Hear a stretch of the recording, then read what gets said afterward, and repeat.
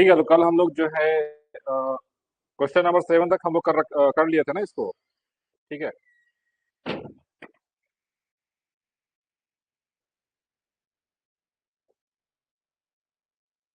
Question number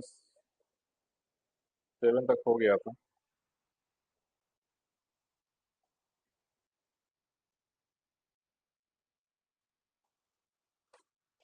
चलो question number 8 का है, सो बताओ। हम्म, ठीक है, रहने दो राहुल। अच्छा।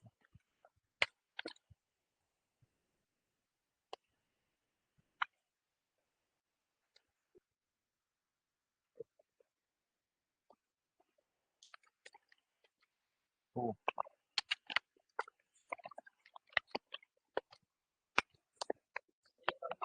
हम्म, see all of this.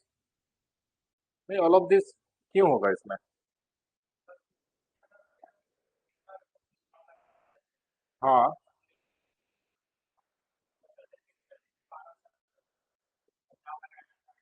76 centimetre जो है एटमॉस्फेरिक प्रेशर।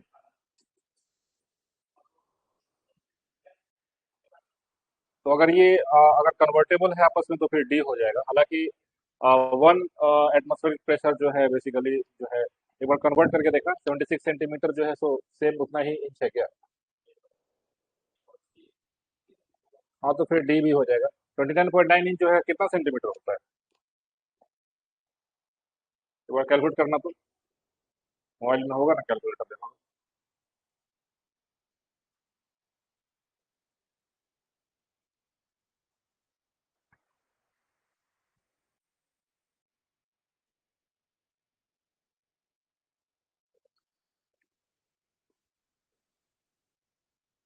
हाँ,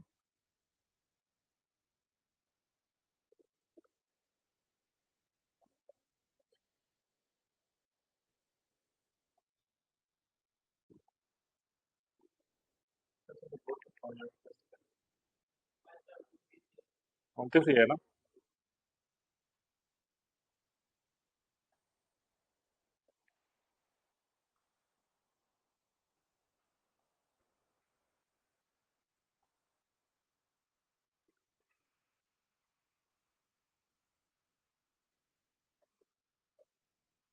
ऑल ऑफ दीज होगा इसमें।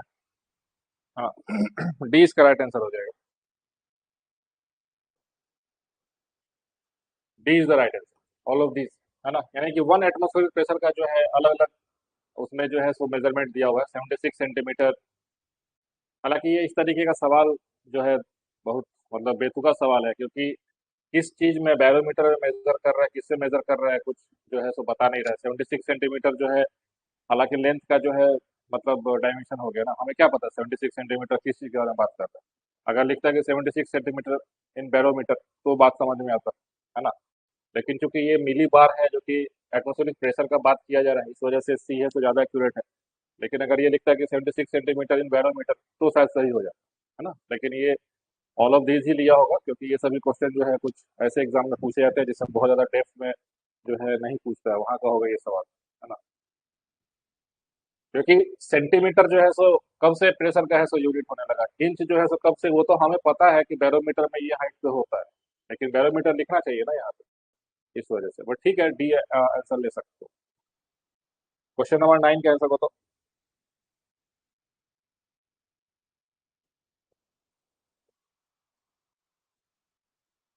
Which one of the following pairs of properties of typical air masses is correct? Air mass है, सोर्स रीजन है भाई। मेरी टाइम इक्वेटोरियल, मेरी time polar, continental tropical, continental polar. बताओ।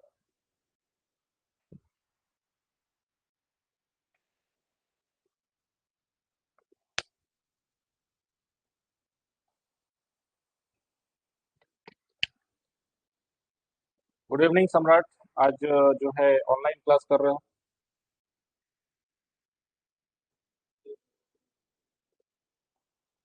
क्या होगा राइट आंसर? ए। बाकी लोग? तुम्हारा क्या नाम है जी? प्रशांत। बताओ क्या होगा। पीछे आवाज क्लियर आ रहा है? वो लगाए नहीं है ये वाला। बताओ राइट आंसर। ए। ए इसका है, so right answer. A is the right answer. Which one of the following pairs of properties of masses is correct? Maritime equatorial, warm oceans in the equatorial zone। बाकी सब गलत है। Air mass के बारे में भी जो है, जब हम लोग क्लाइमेटोलॉजी ये सब डिस्कस कर रहे थे तो वहां पर मैंने आपको बताया था, है ना। एयर मास, एयर मास समझते हो क्या होता है? What is air mass? वो सब क्लास ज्योग्राफी क्लास में अटेंड थे क्या जब क्लाइमेटोलॉजी सब डिस्कस कर रहे थे? क्योंकि ये सब पढ़ा चुके हैं वहां पे, है ना। एयर मास तो पढ़ा है ना वो सब चीज, आप लोग ओके। देखो एयर मास बेसिकली क्या होता है, व्हाट इज एयर मास बताइए। एनीवन? एयर मास को कैसे डिफाइन करते हैं? How do we define air mass?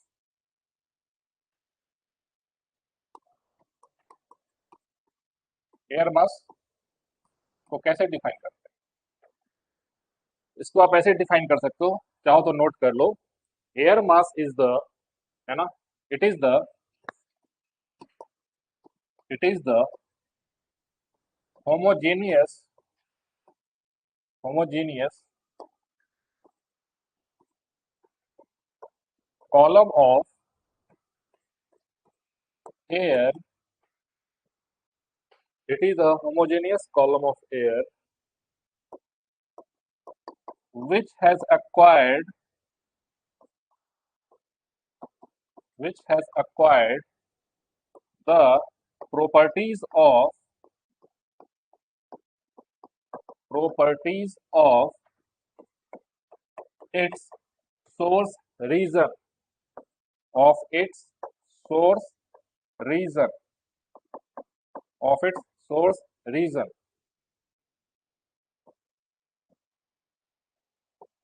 when, when two contrasting air masses meet, when two contrasting air masses meet, then atmospheric fronts are formed, then atmospheric fronts, fronts को वातागर कहते हैं, है ना। fronts are formed, ठीक है।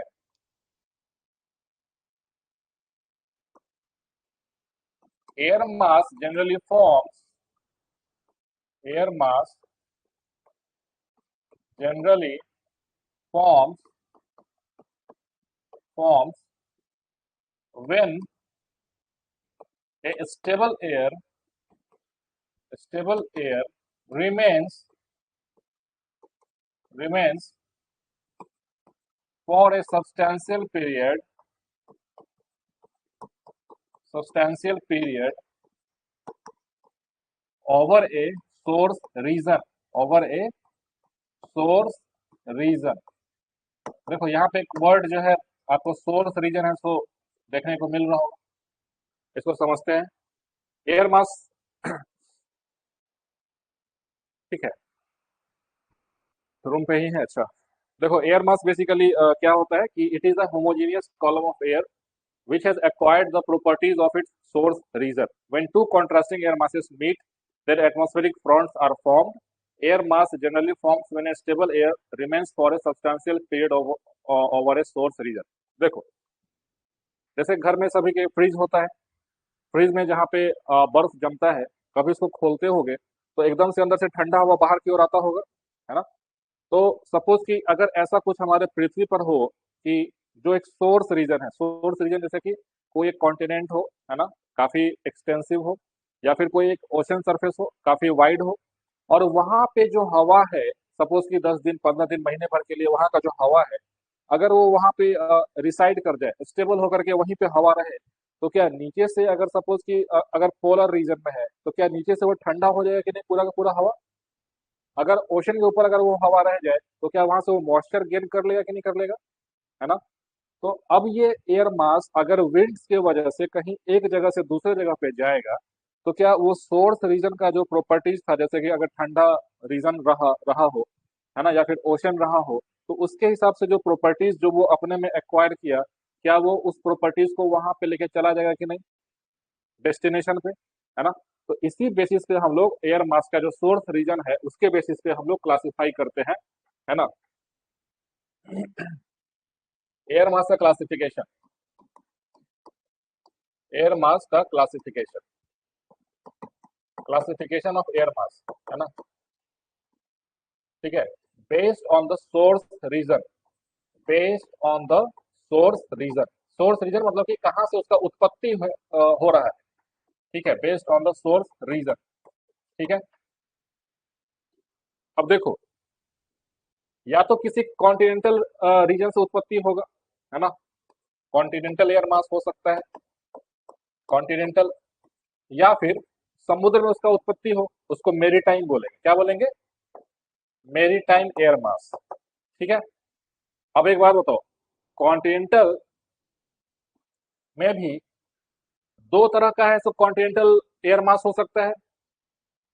एक जो है सो ट्रॉपिकल, यानी कि जो ट्रॉपिकल कॉन्टिनेंट्स है ना, वहां पे हो सकता है, तो कॉन्टिनेंटल ट्रॉपिकल हो सकता है, ठीक है।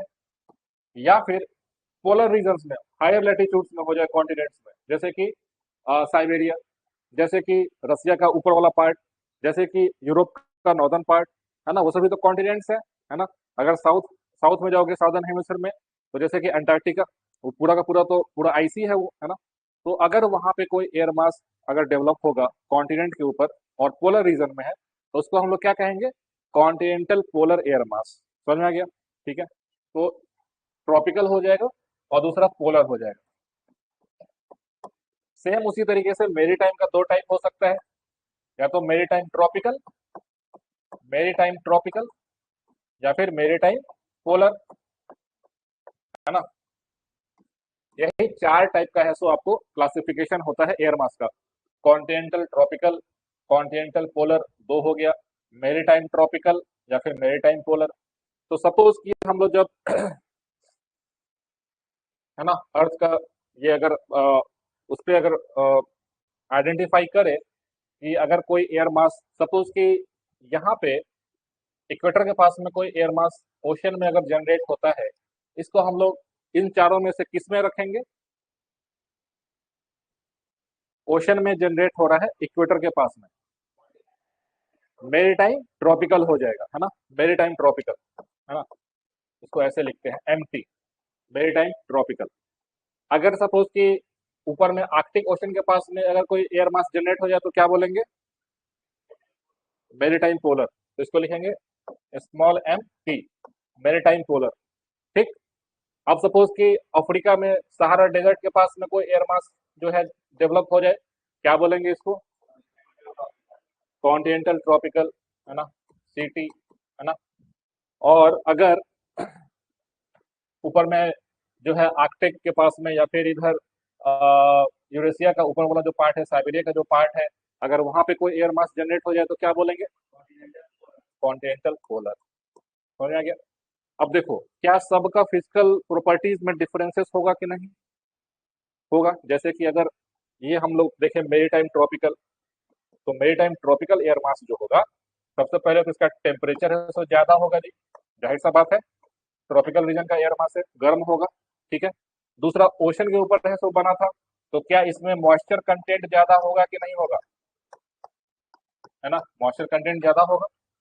अब देखते हैं मेरी टाइम पोलर, मेरी टाइम पोलर में क्या होगा कि इसका टेम्परेचर है सो कम होगा, है ना, काफी ठंडा होगा, यानी कि जो मेरी टाइम पोलर एयर मास अगर कहीं पर जाएगा तो वहां का टेम्परेचर है सो कम कर देगा, जैसे ही फ्रिज का गेट खोलते हो कैसे अंदर से ठंडा हवा बाहर की ओर आता है, तो वैसा ही अगर ऐसा कुछ पोलर एयर मास रहेगा, वो वहां पे जहां पे भी जाएगा ठंडा वहां पे हवा कर देगा, है ना।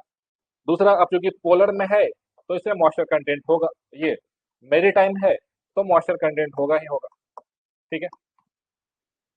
ट्रॉपिकल कॉन्टिनेंटल अगर है, कॉन्टिनेंटल ट्रॉपिकल, कॉन्टिनेंटल ट्रॉपिकल, तो जाहिर सा बात है कि अगर कॉन्टिनेंटल रहेगा उसका मॉइस्चर कंटेंट कम रहेगा, है ना, क्योंकि कॉन्टिनेंट्स पे मॉइस्चर आएगा कहाँ से, ओशन तो है नहीं, लेकिन ट्रॉपिकल रहेगा तो टेम्परेचर ज्यादा, जैसे कि सहारा डेजर्ट का हवा अगर है, ठीक है। सेम उसी तरीके से कॉन्टिनेंटल पोलर, तो मॉइस्चर कंटेंट कम रहेगा लेकिन ठंडा रहेगा, है ना। तो अगर सपोज कि कोई ऐसा एयर मास, जैसे कि मेरी टाइम ट्रॉपिकल, है ना, मेरी time tropical air mass suppose कि विंड्स की वजह से सपोज ऊपर मूव किया, और सपोज कि यहाँ से एक कॉन्टिनेंटल पोलर आपस में टकरा जाए, है ना, मेरी टाइम ट्रॉपिकल और ये है सो कॉन्टिनेंटल पोलर, दोनों एयर मास आपस में टकरा जाएगा, तो दोनों के बीच में क्या, फ्रंट्स का फॉर्मेशन होगा। कल वाले क्लास में जो बताए थे, कोल्ड फ्रंट्स, वार्म फ्रंट्स, है ना, डिपेंडिंग अपॉन कि कौन सा एयर मास है सो ज्यादा स्ट्रॉन्ग, समझ में गया। और इसी की वजह से टेम्परेट साइक्लोन्स का भी फॉर्मेशन होता है ना। जो टेम्परेट साइक्लोन्स होते हैं, जिसको वेव साइक्लोन भी बोलते हैं, एक्स्ट्रा ट्रॉपिकल साइक्लोन भी बोलते हैं, उसका फॉर्मेशन कैसे होता है, तो जब कॉन्ट्रास्टिंग एयर मास आपस में मीट करे तब, समझ में आ गया। तो देखो, दूसरा पॉइंट आपको ये भी याद रखना है कि एयर मास जो है किसी भी एरिया में कब जनरेट होगा, जब वो उस एरिया में सब्सटैंशियल पीरियड के लिए स्टे करे, है ना।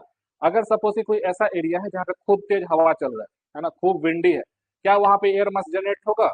नहीं होगा। लेकिन अगर कोई स्टेबल एरिया है जहाँ पे विंड्स बहुत ज्यादा स्ट्रांग नहीं है ना, तो वैसे रीजन का जो हवा है वो वहाँ का सरफेस प्रॉपर्टीज है सो एक्वायर कर लेगा। कैसे कि सपोज के नीचे का है सो, अगर हम लोग कॉन्टिनेंटल पोलर की बात करें, तो जाहिर सा बात है कि नीचे का कॉन्टिनेंट काफी ठंडा है, उसके ऊपर अगर हवा रहेगा तो सरफेस की वजह से ठंडा हो जाएगा, नीचे से हवा ठंडा हो जाएगा और सरफेस का है सो प्रॉपर्टी एक्वायर करेगा। यही चीज जब हम लोग पढ़ते हैं हिमालय के बारे में, जब उस दिन पढ़ भी रहे थे कि हिमालय हमें जो है पोलर एयर मास से है सो प्रोटेक्ट करता है ना। तो पोलर स्टर्लीज आपको मालूम है कि विंड्स जो है उधर नॉर्थ पोल से नीचे की तरफ आता है, और उसके साथ साथ ये जो कॉन्टिनेंटल पोलर एयर मास है जो कि काफी ठंडा होता है, उसको भी आगे की ओर ऐसा पुश करते रहता है।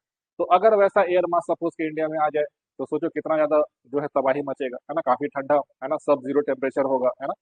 तो एयर मास जो है आपके ग्लोबल वेदर पैटर्न्स को बहुत रेगुलेट करता है कि अगर किसी एक रीजन का, सोर्स रीजन का एयर मास किसी दूसरे रीजन में चला जाएगा तो यहाँ का प्रॉपर्टी उठा के वहां पे ले जाता है, और वहां पे काफी ज्यादा जो है वेदर चेंजेस ये सब लेकर के आ जाता है ना। So this is the concept of your air mass, वायु राशि इसको कहते हैं वैसे।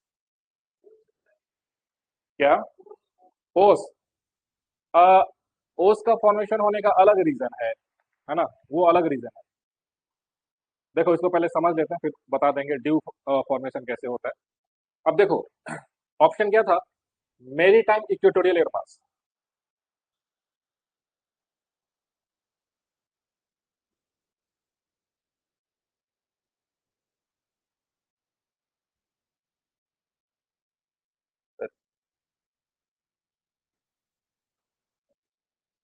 वहां हमारी जो है ना, बोर्ड कभी कभी ऐसा फंसेगा ना।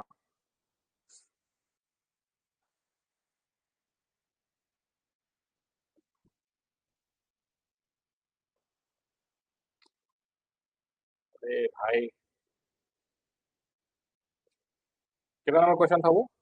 9। ये रहा,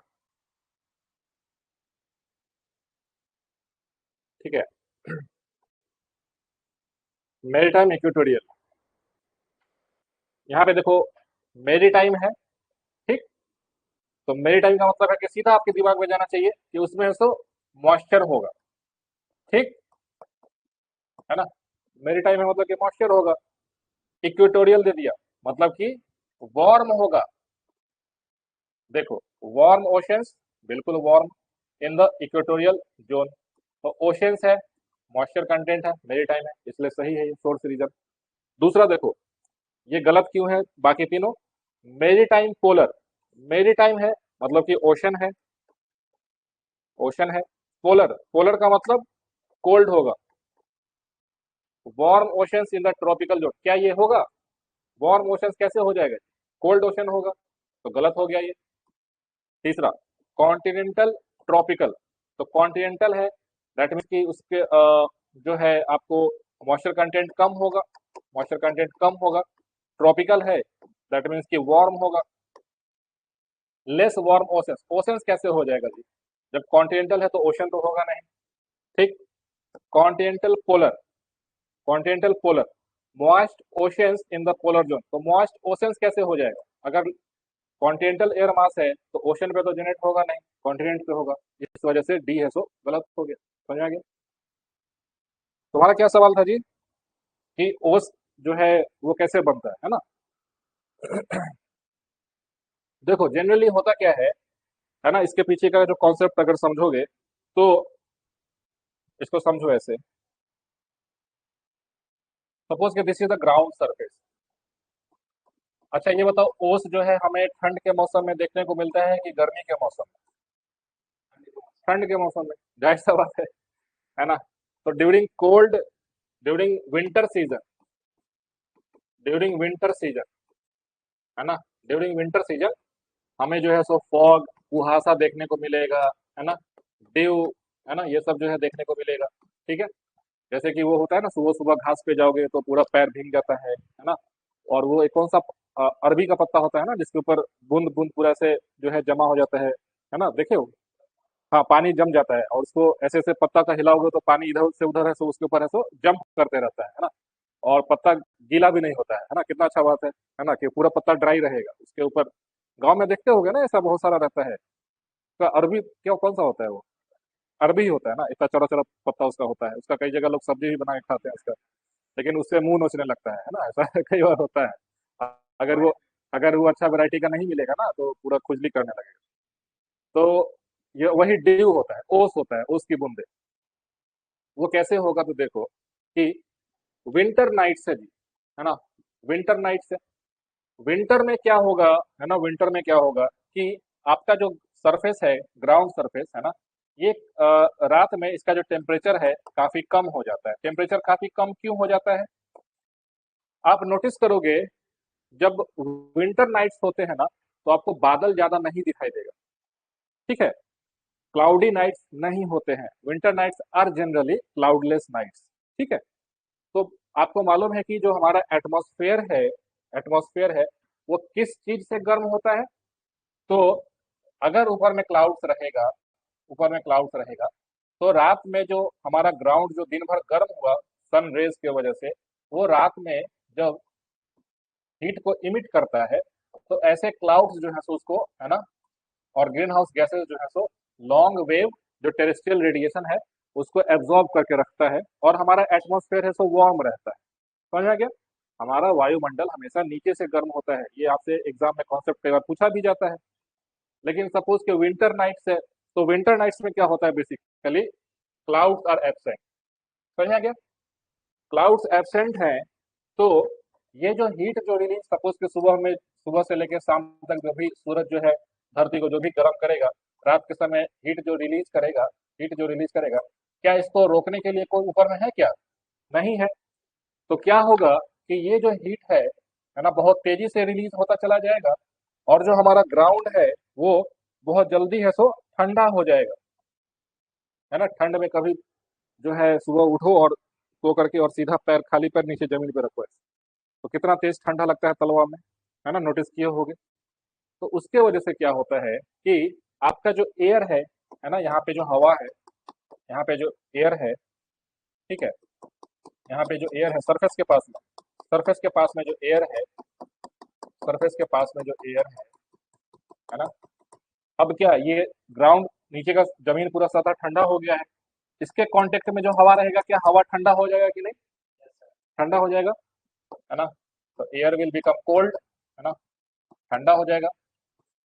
अब जब ठंडा हवा हो गया तो इसके अंदर अगर मॉइस्चर, अगर वाटर वेपर प्रेजेंट है तो क्या उसका कंडेंसेशन होगा कि नहीं? संघनन होगा कि नहीं जी?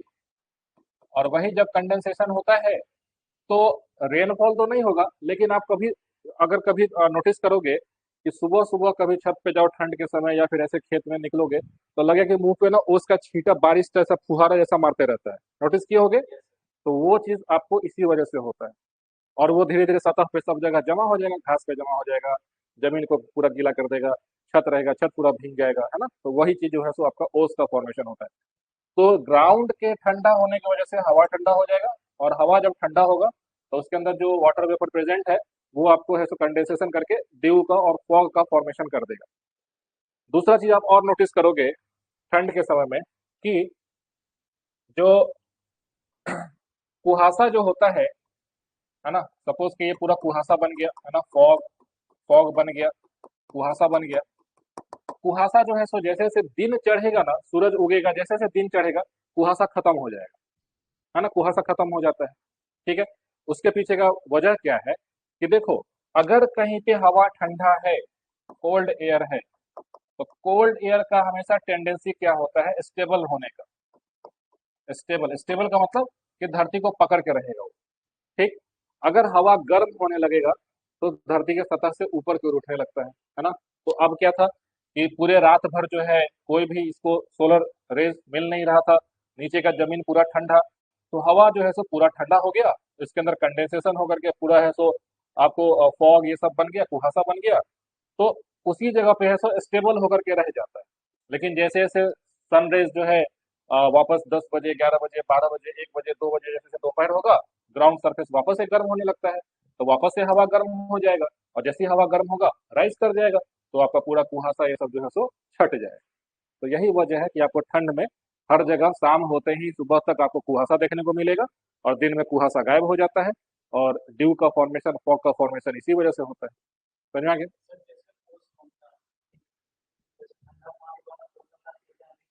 हाँ, उसके बाहर जो है हवा में जो मॉइस्चर होता है, हवा में जो वाटर वेपर होता है वो भी कंडेंस कर जाता है ना। हाँ बिल्कुल बिल्कुल। गाड़ी में कभी जाओगे, एसी कार में जाओगे, तो जैसे ही एसी अगर ज्यादा ठंडा करके रखोगे तो देखोगे बाहर से शीशा का पूरा है सो वो जम जाता है ना, यानी कि एटमॉस्फेयर का जो वाटर वेपर होता है वो कंडेंस कर जाता है। तो वही चीज यहाँ पे भी होता है। ठीक है। चलो नेक्स्ट क्वेश्चन देखते हैं।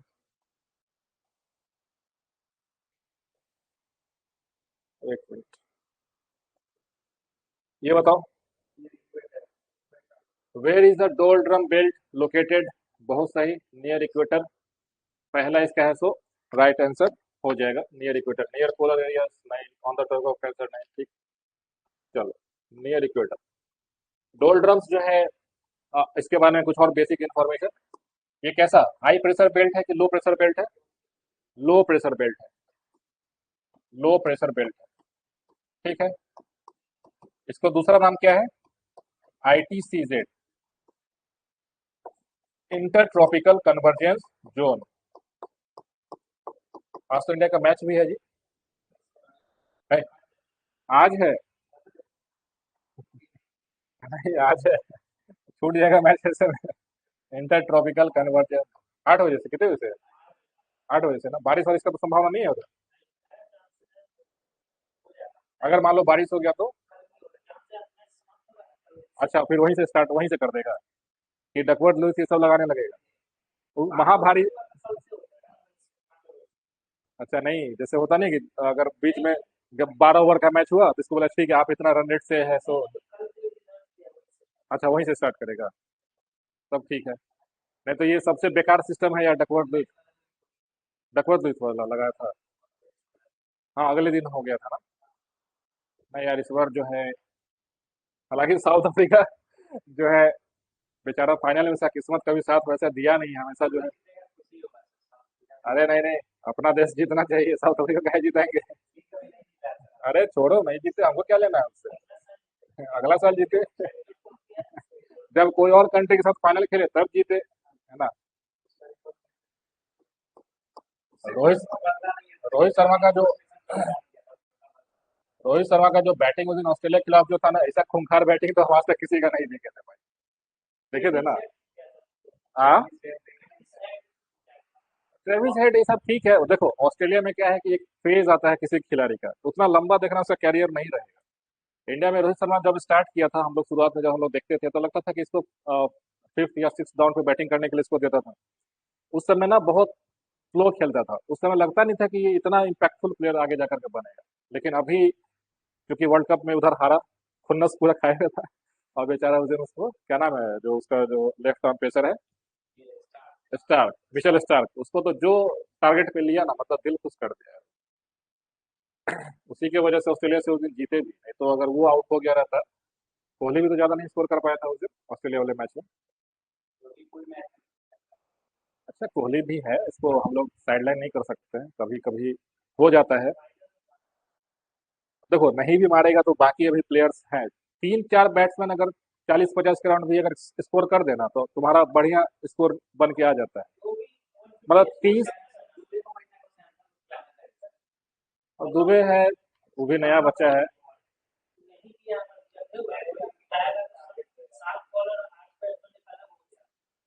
हालांकि उसके यहाँ पे रिंकू सिंह को भी ले सकता है।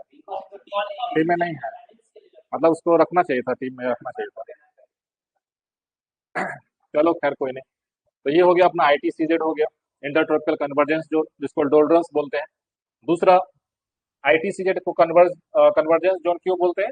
क्योंकि इसमें ट्रेड विंड्स जो है दोनों हेमिस्फीयर का जो व्यापारिक पवन है आकर के मीट करता है ना, ट्रेड विंड्स मीट है, ट्रेड विंड्स मीट। ठीक है। चलो क्वेश्चन नंबर 11, 11 का आंसर बताओ।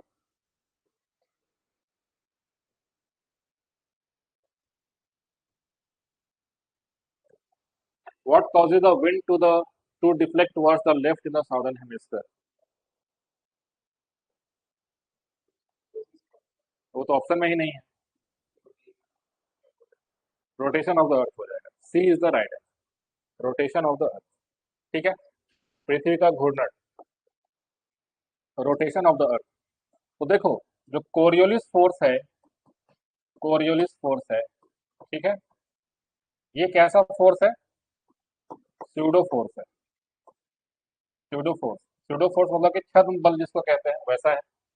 किस वजह से जो है ये लगता है? तो due to the rotation of the earth, due to the rotation of the earth, due to the rotation of the earth. ठीक। इसका काम क्या है? तो इसका काम ये है कि पृथ्वी पे जो भी चीजें संचरण जो भी होगा, है ना, वायु का हो, जो है ओशन करेंट्स का हो, सबको ये प्रभावित करेगा। अगर नॉर्दर्न हेमिस्फीयर में है तो राइट में डिफ्लेक्ट कर देगा, है ना। राइट का मतलब कि सपोज कि नॉर्दर्न हेमिस्फीयर में, है ना, ये इक्वेटर है, ऊपर में नॉर्दर्न हेमिस्फीयर है। अगर एयर सपोज कि ऐसा सीधा मूव करने की कोशिश करे तो इसको अपने दाहिनी ओर ऐसे जो है सो मोड़ देगा। अगर साउदर्न हेमिस्फीयर में है, अगर एयर सीधा जाने की कोशिश करे हाई से लो प्रेशर में, तो इसको लेफ्ट वर्ड्स जो है सो डिफ्लेक्ट कर देता है। यही इसका है सो मेन काम है आपके कोरियोलिस फोर्स का, है ना। तो वही पूछा कि what causes the wind to the deflect towards the left in the southern hemisphere. तो rotation of the earth basically, अगर ऑप्शन में अगर ये भी दिया रहता तो ये भी आंसर हो जाता। ठीक है। चलो,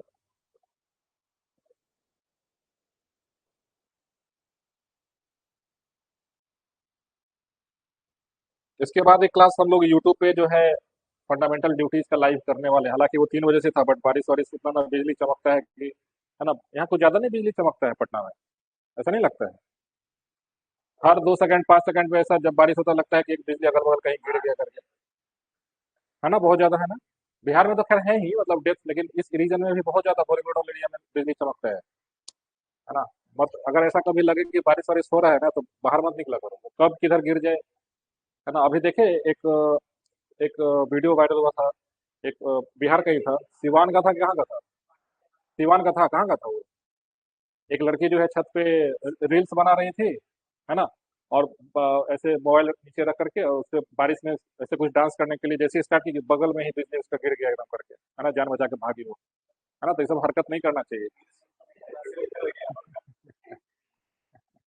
नहीं, वो अलग बात है, रील्स बनाना अलग बात है, लेकिन ये बारिश में छत पे जाकर के अब बहुत डेंजरस है। पहले वाला बारिश का मौसम अलग रहता था कि आदमी है तो बाहर जाके खेल रहा है, फुटबॉल खेल रहा है, ये कर रहा है, वो कर रहा है। अब तो इतना बिजली गिरता है कि अब बारिश को भी लोग एंजॉय नहीं कर सकता है। क्लाइमेट चेंज है, बहुत तरह का फर्क है, एटमॉस्फेयर में पॉल्यूशन बहुत ज्यादा है, उसकी वजह से चार्ज जो है बहुत जल्दी नीचे अर्थ पे पहुंच जाता है, बहुत, ये सब बहुत सारा रीजन है। अब तो इसको एज ए डिजास्टर भी है सो नोटिफाई कर दिया गया है, थंडर स्टॉर्म्स, ये लाइटनिंग को थंडर, है ना। पिछले साल बिहार में देखो बहुत ज्यादा डेथ हुआ है ना इसकी वजह से।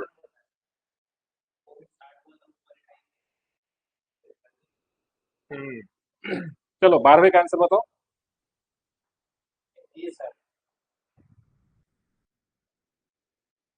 सम्राट बोल रहा है सर 8 बजे का प्रोग्राम इधर ही रखा जाए। यहाँ से मैच क्या है सर, लाइव टेलीकास्ट करे क्या? नहीं, ऐसा नहीं होगा।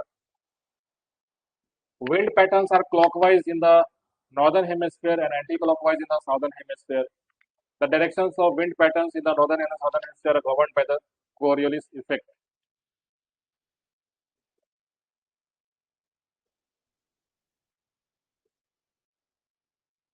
क्या होगा इसका आंसर बताओ? ये सर। ए। हालांकि इस सवाल में कुछ फ्लॉ है, जो पूछने वाला है ना, उसमें कुछ तो गड़बड़ इसमें किया है।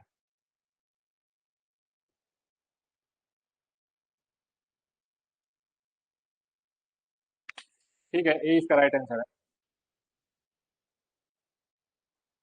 ए एंड एसेशन ओरिजिन दोनों सही है, और इसका तो ठीक है, ये तो सही बात है कि directions of the wind patterns जो है govern by the Coriolis effect, ये तो बिल्कुल सही स्टेटमेंट है ना। पहला स्टेटमेंट क्या बोलता है कि wind patterns are clockwise in the northern hemisphere and anti clockwise in the southern hemisphere. ठीक है, तो अगर हम लोग नॉर्दर्न हेमिस्फीयर की बात करें तो ठीक है, जो है राइटवर्ड डिफ्लेक्शन होता है, तो ये आपको एक क्लॉकवाइज मोशन है तो दिख जाएगा।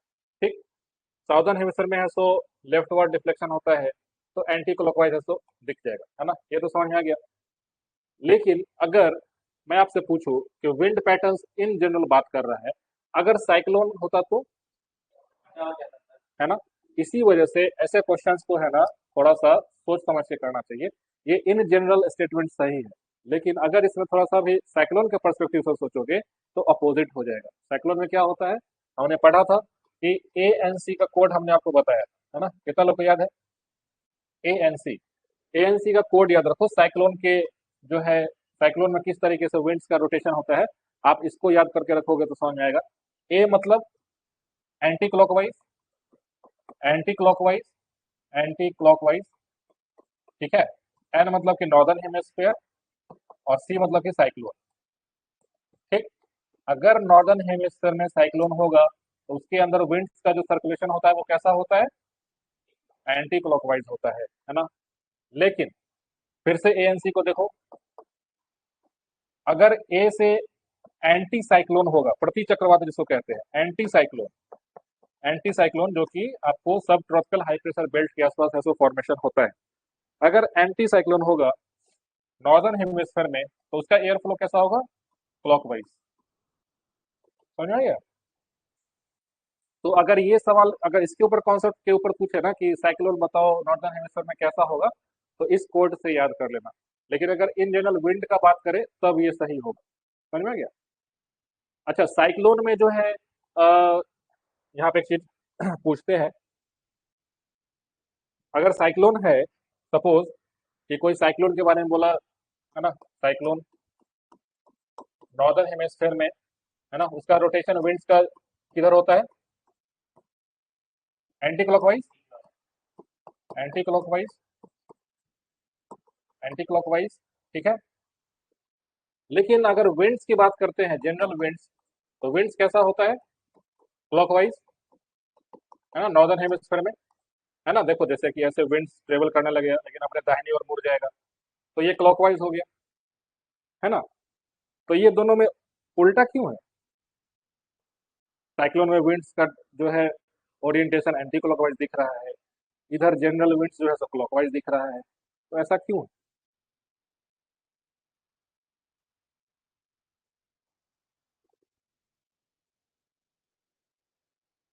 बताओ। दोनों होगा, दोनों सही होगा, लेकिन देखना साइक्लोन कैसे एंटी क्लॉकवाइज हो जाएगा। देखो, सवाल समझे कि नहीं, क्या पूछे कि विंड्स तो क्लॉकवाइज घूमता है, लेकिन साइक्लोन में ऐसा क्या है कि आपको एंटी क्लॉकवाइज मूवमेंट देखने को मिलेगा। तो इस चीज को समझो। साइक्लोन्स में आपको मालूम है कि साइक्लोन कैसा लो प्रेशर सिस्टम होता है। साइक्लोन के अगर इंटीरियर जो सेंटर वाला पार्ट पे जाओगे तो वो एक लो प्रेशर जोन होता है, बाहर की तरफ है सो हाई प्रेशर जोन होता है, बाहर से अंदर की ओर है सो हवा है सो, है ना, मूव करता है।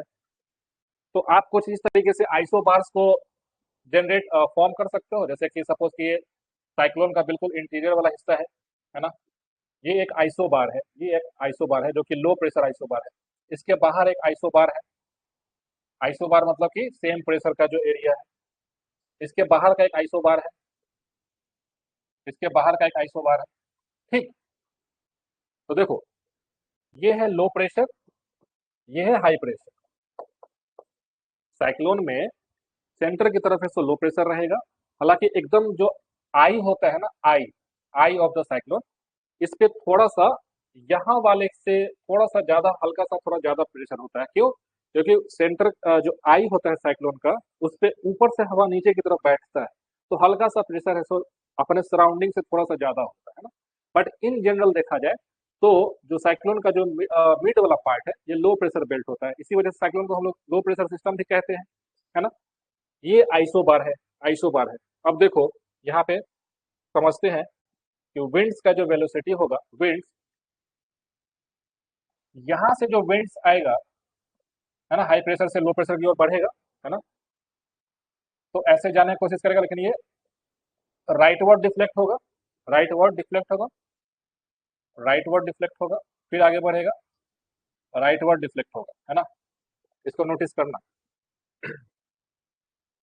यहाँ से जो विंड आएगा ये भी राइट वर्ड डिफ्लेक्ट होगा, है ना, ये भी ऐसे राइट वर्ड डिफ्लेक्ट हो जाएगा। यहाँ से जो विंड आएगा ये भी राइट वर्ड डिफ्लेक्ट होगा, यहाँ से जो विंड आएगा ये भी ऐसे राइट वर्ड डिफ्लेक्ट होगा, यहाँ से जो विंड आएगा ये अगर सीधा जाने की कोशिश करेगा भी तो अपने राइट वर्ड डिफ्लेक्ट होता चला जाएगा, ऐसे। ये ऐसे सीधा जाने की कोशिश करेगा लेकिन राइट वर्ड डिफ्लेक्ट हो जाएगा। ये इंडिविजुअल विंड्स है, इंडिविजुअल विंड्स है जो कि आइसोबार को क्रॉस करेगा तो अपने हिसाब से राइट वर्ड है। सो ये नॉर्दर्न हेमिस्फीयर का साइक्लोन का बात कर रहे हैं, ठीक है। नॉर्दर्न हेमिस्फीयर में विंड्स अपने दाहिनी ओर है सो डिफ्लेक्ट करता है। क्या सारा विंड्स है सो अपने दाहिनी ओर है सो डिफ्लेक्ट किया कि नहीं? किया ना। इस तरीके से कई सारे विंड्स को आप ऐसे ड्रॉ कर सकते हो। तो इसका प्रभाव क्या होगा वो देखो। क्या यहाँ पे सारे विंड्स का डायरेक्शन ऐसा हो गया कि नहीं? इन सबको जोड़ दो, इन सबको जोड़ दो।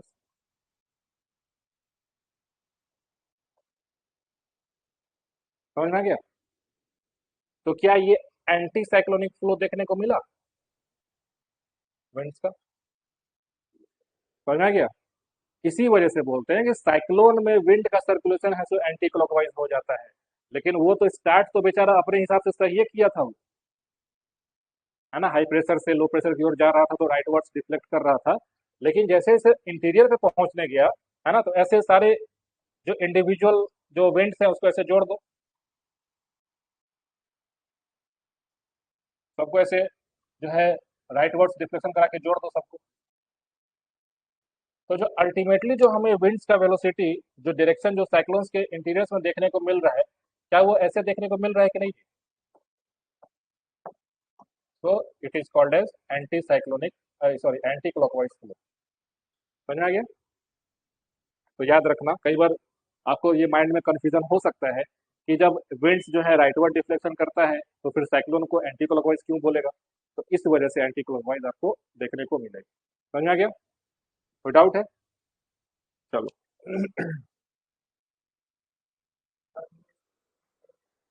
हम्म, क्या क्या क्या क्या बोल रहे हो? तो उसमें बोलो ना कि आइसोबार्स के वजह से जब आउटर से इनर की तरफ विंड्स जाएगा तो अपने राइट में डिफ्लेक्ट करेगा, लेकिन as the winds goes inside तो उसका सर्कुलेशन ऐसा देखने को लगता है कि वो एंटी क्लॉकवाइज है सो मूवमेंट करने लग गया, है ना। ये चीज है। ठीक है। चलो, क्वेश्चन नंबर 13 का आंसर बताओ।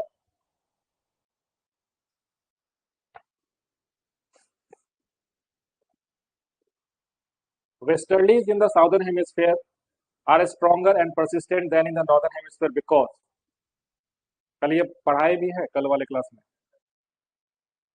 कल ही बताए हैं। क्या हो जाएगा? Southern hemisphere has less land mass as compare to northern hemisphere.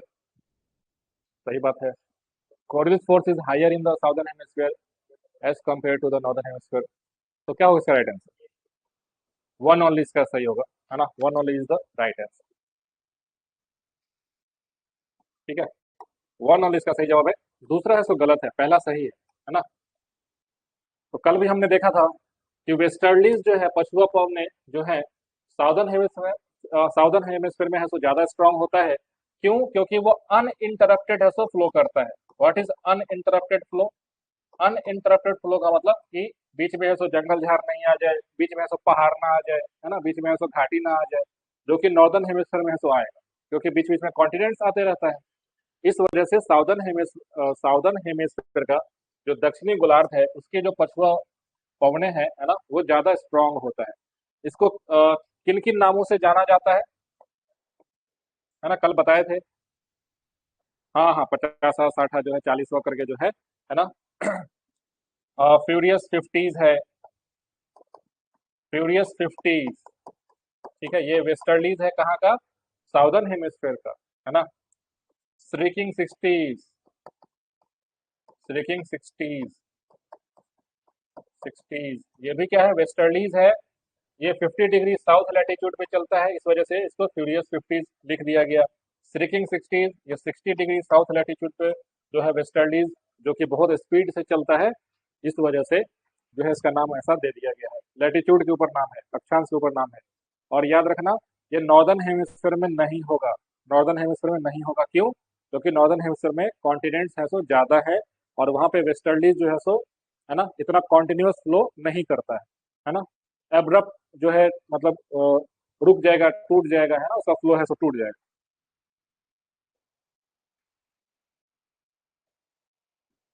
हम्म। चलिए इसका आंसर बताइए, क्वेश्चन नंबर 14 का। यह भी कोरिलिस फोर्स के ऊपर सवाल पूछा गया है। Roaring forties, yes. Coriolis effect is zero at the equator. Coriolis effect is more towards the poles. Coriolis effects are related to the decreasing rotational velocity with increasing latitudes. Coriolis effects are related to the increasing rotational velocity with increasing latitudes. 14वीं का right answer क्या होगा?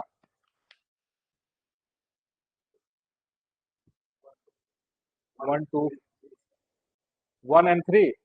क्या हो गया, क्या हो गया? अच्छा कोई बात नहीं।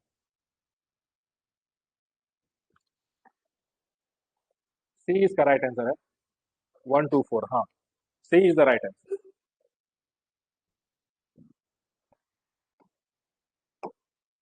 सी इसका है so right answer. Coriolis effect जो है, it is zero at the equator, इसको याद रखना हमेशा। ठीक है ना, बहुत इंपॉर्टेंट है, कोरियोलिस के ऊपर सवाल हमेशा पूछता ही पूछता है। इस बार भी यूपीएससी के पीटी में सवाल ज्योग्राफी का कोरियोलिस के ऊपर पूछा है ना। कोरियोलिस फोर्स जो है सो जीरो होता है इक्वेटर पे, है ना। क्या इक्वेटर पे है सो ट्रॉपिकल साइक्लोन्स का फॉर्मेशन होता है? नहीं होता है। ठीक है, आप लिख सकते हो कि tropical cyclones are absent at equator because there is no Coriolis force on the equator. ठीक है। अच्छा एक बात बताओ, पीछे वाला डायग्राम में समझते हैं। अगर यहाँ पे सोचो कि अगर कोरियोलिस फोर्स नहीं होता तो, अगर कोरियोलिस फोर्स नहीं होता तो हम ये कह सकते थे कि विंड्स जो है बिल्कुल सीधा चला जाता है ऐसे, है ना, हाई से लो की तरफ, हाई से लो की तरफ सीधा चला जाता, इसमें कोई डिफ्लेक्शन ही नहीं होता। तो क्या साइक्लोन बनता क्या? नहीं बनता। तो अगर इक्वेटर के ऊपर में कोरियोलिस फोर्स है सो एब्सेंट होता है इक्वेटर के पास में, तो क्या इक्वेटर पे है सो साइक्लोन का फॉर्मेशन होगा क्या? नहीं होगा, है ना। तो ये कॉन्सेप्ट आपको याद रखना है, हमेशा एग्जाम में कई बार पूछेगा। तो आप यहाँ पे लिख लो अपने नोट्स में कि क्योंकि कोरियोलिस फोर्स है सो इक्वेटर पे है सो भूमध्य रेखा पे है सो उसका प्रभाव नहीं होता है, शून्य है, इसी वजह से no tropical cyclone is present on equator. No tropical cyclone, कोई भी उष्णकटिबंधीय चक्रवात का जो है फॉर्मेशन, निर्माण नहीं होगा कहाँ पे, भूमध्य रेखा पे, इक्वेटर पे। No tropical cyclone is formed on the equator, is formed on the equator. समझ में आ गया? ये बहुत इंपॉर्टेंट है।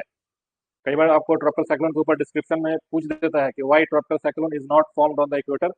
वन एंड ओनली रीजन कि there is no Coriolis force present on the equator. समझ में आ गया? कोरियोलिस फोर्स का दूसरा ऑप्शन है कि it is more towards the poles. बहुत सही, एकदम सही स्टेटमेंट है।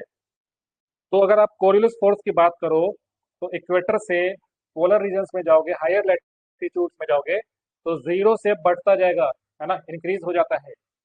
तो पोलर एरियाज में, हायर लैटिट्यूड्स पे कोरियोलिस फोर्स का जो मैग्नीट्यूड होता है वो ज्यादा होता है। समझ आ गया? तो कोरिलेस फोर्स इज मिनिमम और zero at the equator, but it is maximum in the higher latitudes in the polar areas. तो दूसरा स्टेटमेंट भी सही हो जाएगा। ठीक है। कोरिलेस फोर्स का मेन काम क्या है? तो विंड्स को है सो घुमाना। जितना ज्यादा कोरिलेस फोर्स रहेगा उतना ज्यादा विंड्स का वेलोसिटी होगा। तो देखो क्या ऑप्शन 3 और 4 में अब सही समझ पाओगे कि 3 सही है कि 4 सही है? 3 क्या बोलता है कि Coriolis effects are related to the decreasing rotational velocity with increasing latitude. जब लैटिट्यूड इंक्रीज कर रहा है यानी कि 0 डिग्री लैटिट्यूड से हम लोग 90 डिग्री नॉर्थ की तरफ बढ़ रहे हैं, तो कोरिलेस इफेक्ट का प्रभाव है सो घट रहा है कि बढ़ रहा है? बढ़ रहा है। तो जब कोरिलेस फोर्स का प्रभाव बढ़ रहा है तो विंड्स का जो रोटेशन का जो वेलोसिटी होगा सर्कुलर मोशन का, ये कम होगा कि बढ़ेगा? बढ़ेगा।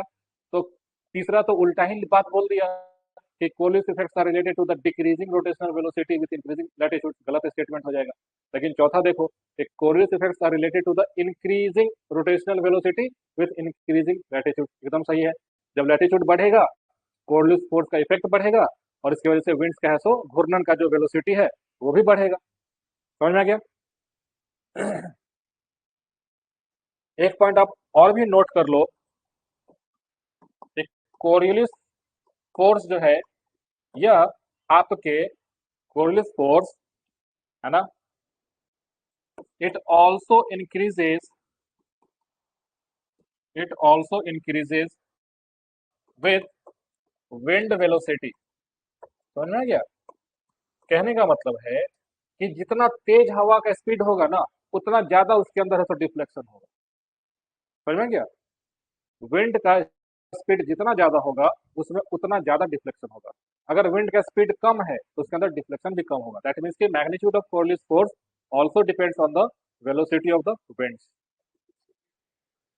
हाँ, अगर सपोज कि नहीं, सपोज कि हाई प्रेशर लो प्रेशर कुछ ऐसा इंटेंस बन गया जहाँ पे विंड्स का वेलोसिटी है सो ज्यादा है, तो वहां पे ज्यादा कोरियलिस फोर्स लग जाता है, उसके ऊपर डिफ्लेक्शन है सो ज्यादा हो जाता है। समझ में गया? अगर विंड्स धीरे धीरे फ्लो करेगा तो वो डिफ्लेक्ट भी बहुत धीरे धीरे होगा। तो ये मतलब विंड के वेलोसिटी और कोरियलिस फोर्स के बीच में है सो डायरेक्ट जो है सो रिलेशनशिप। समझ में आ गया?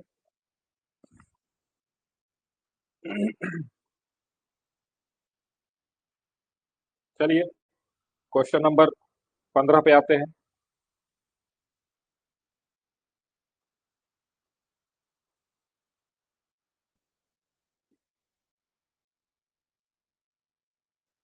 हम्म ये सवाल को जो भी जोग्राफर ने सेट किया होगा वो या तो कहीं से छाप दिया है स्टेटमेंट या फिर दिमाग नहीं लगाया है ना, बिना दिमाग लगाए ये सवाल बनाया गया। अब देखो ए है या बी है वो तो देखते हैं। Wind flowing from high pressure area towards the Mediterranean Sea, है ना, इसमें ए भी हो सकता है बी भी हो सकता है डिपेंडिंग अपॉन कि कौन से मंथ का बात कर रहा है। समझ में आ गया? बी कैसे होगा ए कैसे होगा समझो, है ना।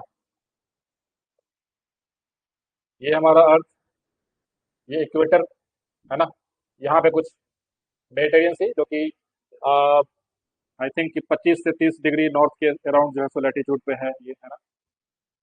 तो जब हमारा सूरज जब नॉर्दर्न हेमिस्फीयर में रहता है तो हमने क्या पढ़ा था कि पूरा का पूरा प्रेशर बेल्ट है सो ऊपर की ओर शिफ्ट कर जाता है, ऊपर की ओर शिफ्ट कर जाता है ना, यानी कि ITCZ यहाँ पे चला आएगा। ठीक है ना, ऊपर की ओर शिफ्ट कर जाता है। इसका अपोजिट होता है विंटर में। विंटर में साउदर्न हेमिस्फीयर में है तो सूरज चला जाता है, तो पूरा का पूरा प्रेशर बेल्ट हमारा जो है नीचे की ओर शिफ्ट कर जाता है ना, नीचे की ओर शिफ्ट कर जाता है ना, नीचे की ओर शिफ्ट कर जाता है, साउथ की ओर शिफ्ट करता है। तो आपको एक क्लाइमेट याद आ रहा होगा, मेडिटेरियन क्लाइमेट। मेडिटेरियन क्लाइमेट इसी वजह से तो फॉर्मेशन होता है कि विंटर्स में जो है सो वेस्टर्लीज वहां पे आ जाता है, विंटर्स में रेनफॉल करवाने लग जाता है। लेकिन जब समर्स होता है तो वो ट्रेड विंड्स के बेल्ट में आ जाता है। तो आप कैसे कहोगे कि वेस्टर्ली है कि ट्रेड विंड है जब तक आपने यहाँ पे मेंशन ही नहीं किया कि कौन से मंथ का बात कर रहे हैं, है ना। इसी वजह से बोलते हैं कई बार एग्जामिनर जो है ना, क्वेश्चन को बिना दिमाग लगाए सेट करता है। समझ गया? दोनों को, हाँ, ट्रेड विंड्स, वही तो बात है ना, ट्रेड विंड्स इक्वेटर के पास में आता है।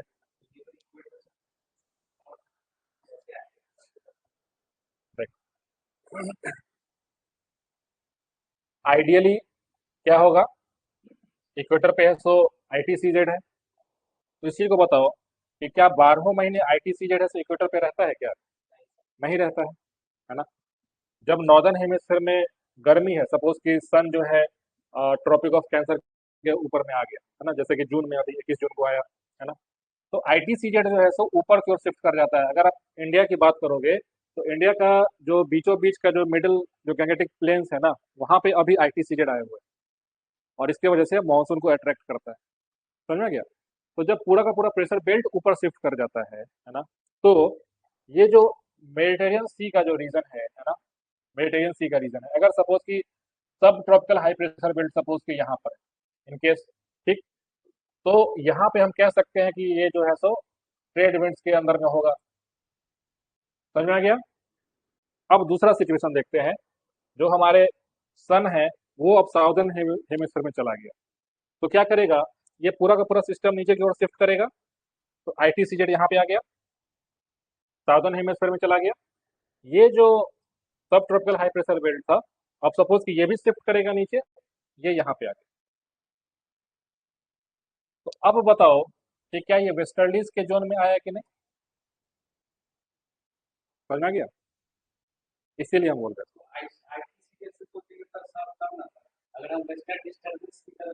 वेस्टर्न डिस्टर्बेंस तो साइक्लोन होता है ना, वेस्टर्न डिस्टर्बेंस।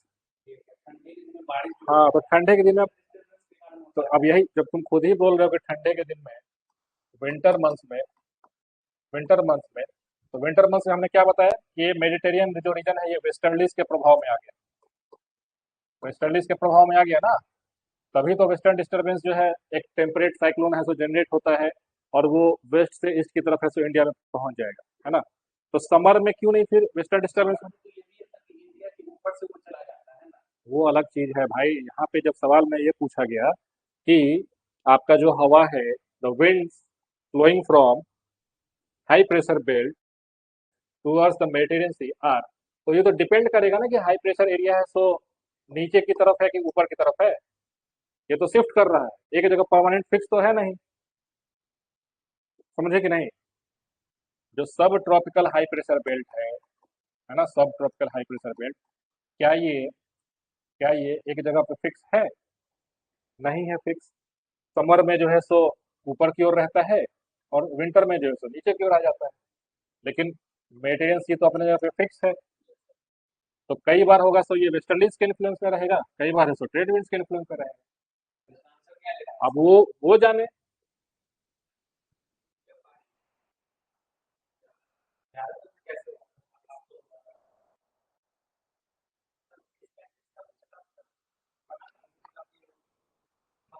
हाँ,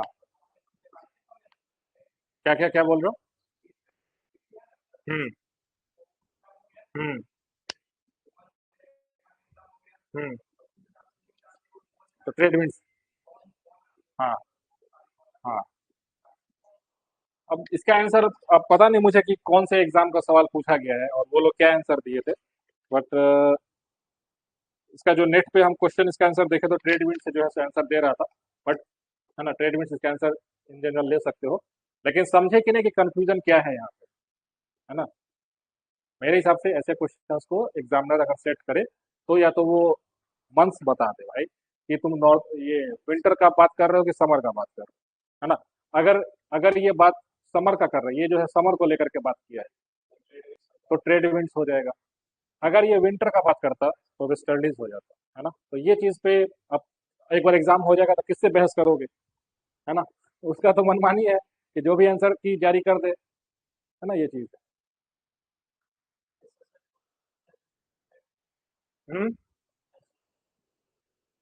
तो नीचे में, हाँ, नीचे भी पूरा का पूरा प्रेशर बेल्ट शिफ्ट करता है, लेकिन नीचे में प्रभाव बहुत ज्यादा है नहीं, कॉन्टिनेंट्स तो है नहीं। समुद्र के ऊपर कुछ भी रहे, हमें उससे क्लाइमेट से क्या मतलब? क्लाइमेट तो हम लोग जलवायु देखेंगे कि कॉन्टिनेंट पे किस तरीके से है ना।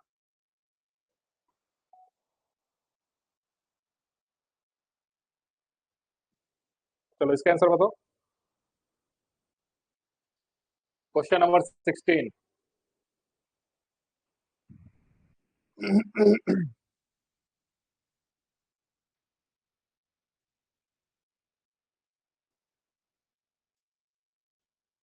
हाँ ये है भाई खतरनाक सवाल। अगर आपके दिमाग में अगर आपको easterlies westerlies trade winds oceans का कॉन्फ़िगरेशन अगर पूरा बैठा हुआ है तो ही आप इसको सॉल्व कर सकते हो। मेरा ये रहेगा कि इसको मुंह जवानी सॉल्व मत करो, डायग्राम ड्रॉ करके सॉल्व करो तो क्लियर हो जाएगा। मुंह जवानी करोगे तो दिक्कत हो जाएगी।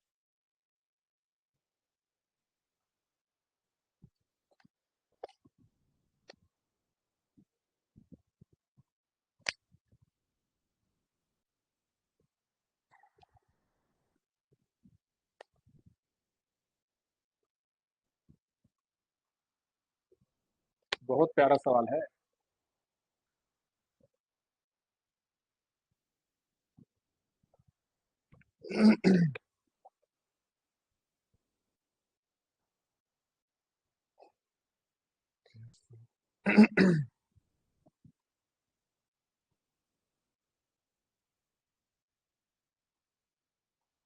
बताओ क्या होगा इसका राइट आंसर।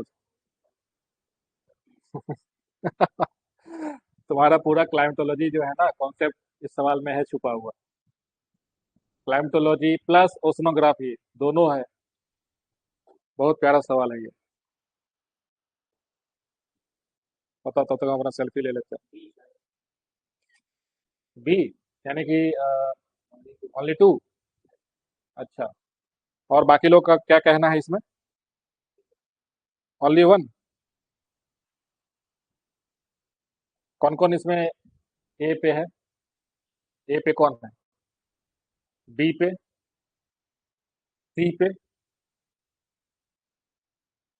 सम्राट बी बी बोल रहा है। तुम्हारा जी। बी। D neither. चलो कोई बात नहीं, इसको समझते हैं। पहले समझते हैं फिर इसको सॉल्व करेंगे, ठीक।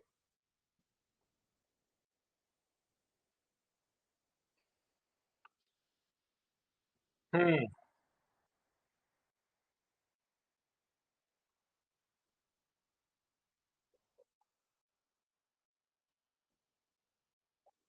ये जो है सो एक ओशन है, सपोज कि ये अटलांटिक ओशन है। ठीक है, इसको ध्यान से समझना कॉन्सेप्ट। ये जो है सो इक्वेटर है नीचे में। ठीक है। और ये पोलर एरियाज नहीं बट हायर लैटिट्यूड समझो इसको, है ना, नॉर्थ पोल पे नहीं जा रहे हैं। यानी कि ट्रॉपिकल और टेम्परेट के बीच में हम लोग देखेंगे। ठीक है। तो सपोज कि यहाँ तक जो है हमारा जो है 30 से 35 डिग्री वाला लैटिट्यूड। ठीक है। यानी कि हाई प्रेशर बेल्ट वाला, है ना। देखो जनरली अगर ऐसा कुछ सवाल पूछे ना, जैसे कि पिछले सवाल में भी कंफ्यूजन हो रहा था कि ट्रेड विंड्स होगा कि वेस्टर्लीज होगा, तो कुछ नहीं करना है, आइडियली मान लेना है कि 30 से 35 पे हाई प्रेशर मान के ही सवाल करना है। समझ में आ गया, उसको ज्यादा शिफ्ट मत करवाओ। ठीक है, उससे जो लॉजिकली आंसर निकल के आएगा वही एग्जाम में सही करके आ जाना, क्योंकि ज्यादा दिमाग लगाओगे तो जाहिर सा बात है कि एग्जामिनर तो अपना दिमाग लगा के सवाल बनाया ही नहीं। वो यही सोच के बनाएगा कि चलो बच्चा को 30 से 35 पे हाई लैटिट्यूड हाई प्रेशर मानेंगे, 60 से 65 पे लो मानेंगे, फिर पोलर एरियाज में हाई मानेंगे, उसी हिसाब से वो सवाल फ्रेम करता है। ठीक है। तो यहाँ पे ये चीज क्लियर हो रहा है कि ये जो है सो ट्रॉपिकल वाटर से, इसलिए इसको थोड़ा सा हम रेड से दिखा दे रहे हैं। ठीक है ना, ट्रॉपिकल वाटर से। ठीक। तो लाल से ज्यादा गर्म है ना, इतना तक क्लियर है। और ऊपर का चूंकि टेम्परेट रीजन्स का है, इसको थोड़ा सा ठंडा ब्लू से दिखा देते हैं। ठीक है, ब्लू से दिखा देते हैं, है ना, ब्लू से दिखा देते हैं। अब क्या होगा, यहाँ पे देखो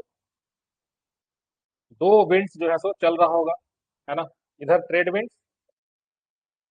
है ना, सही बात है। ये इक्वेटर है तो यहाँ से हाई प्रेशर से लो प्रेशर की तरफ ट्रेड विंड्स आ रहा होगा, है ना, ट्रेड विंड्स। और कोरियस फोर्स की वजह से डिफ्लेक्शन हो जाता है। और ऊपर में क्या होगा, वेस्टर्लीज।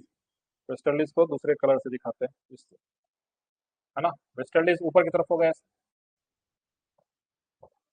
ठीक है, ये क्लियर है, ये ट्रेड विंड्स, ये वेस्टर्लीज।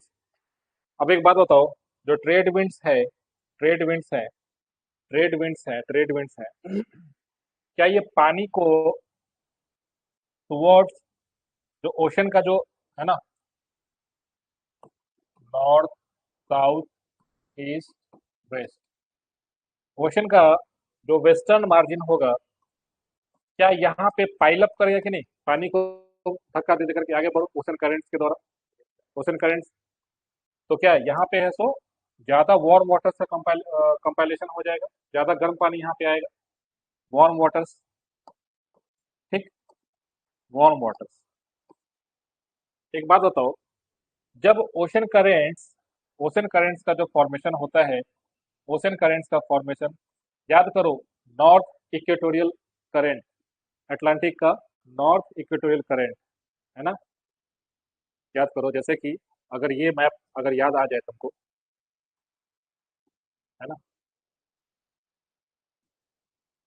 है ना, ये गल्फ ऑफ मैक्सिको है, ठीक है, नीचे इक्वेटर है, यहाँ से जो है नॉर्थ इक्वेटोरियल करंट ऊपर मूव करता है, गल्फ के पास में कवर करेगा, फिर आगे बढ़ेगा, गल्फ स्ट्रीम कहलाएगा, आगे बढ़ेगा, नॉर्थ अटलांटिक ड्रिफ्ट कहलाएगा, याद आ रहा है, ओशन करेंट्स, है ना।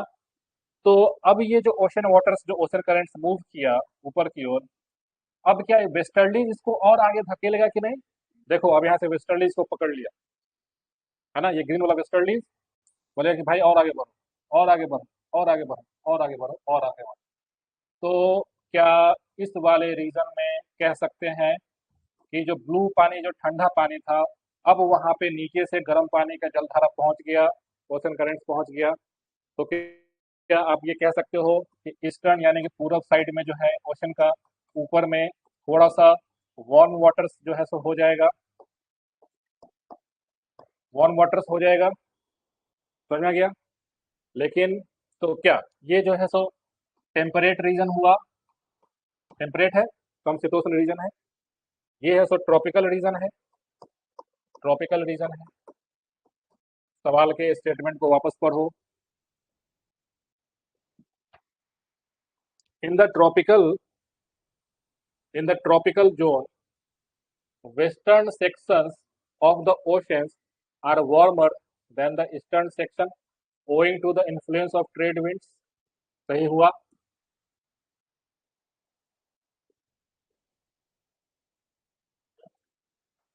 फिर से पढ़ो स्टेटमेंट और पीछे का डायग्राम ध्यान करो जो बताए,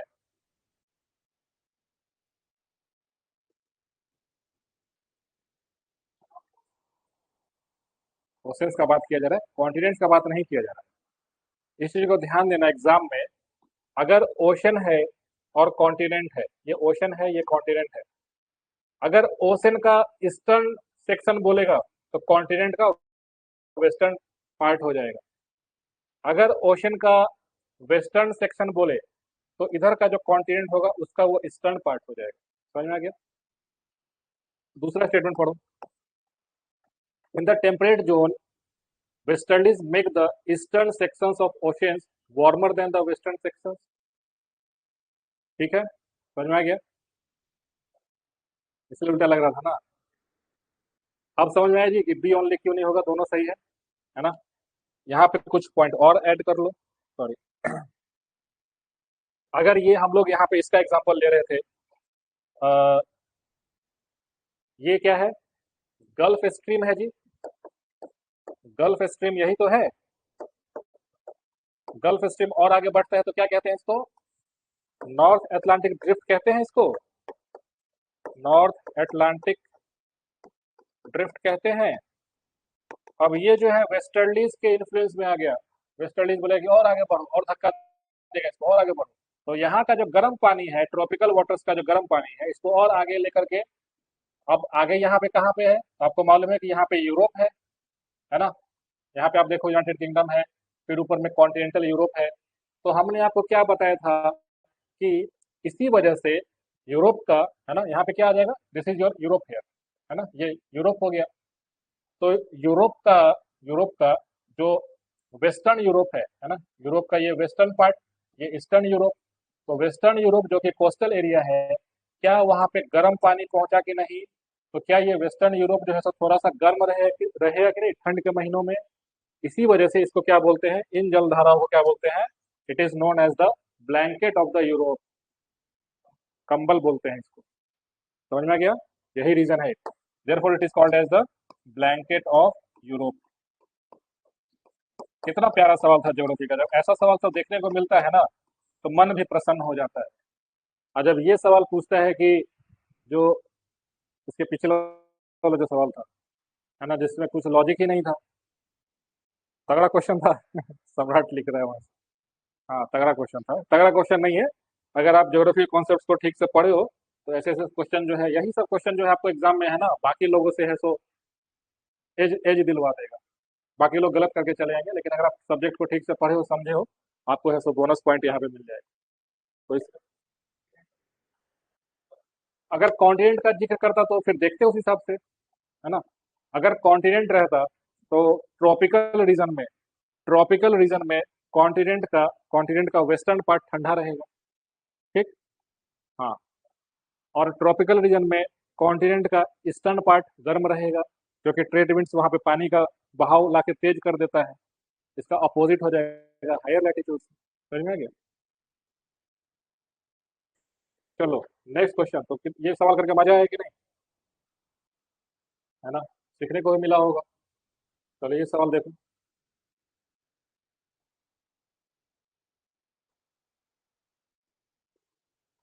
रोअरिंग फोर्टीज, बताओ क्या होगा इसका right answer? They blow uninterrupted in the northern and southern hemisphere. अच्छा, पहला ही स्टेटमेंट गलत दिया हुआ है, तो एक को हटा दोगे तो 2 3 4 है सो आंसर हो जाएगा। हाँ, इसका बी है सो, 20 का है सो राइट आंसर है।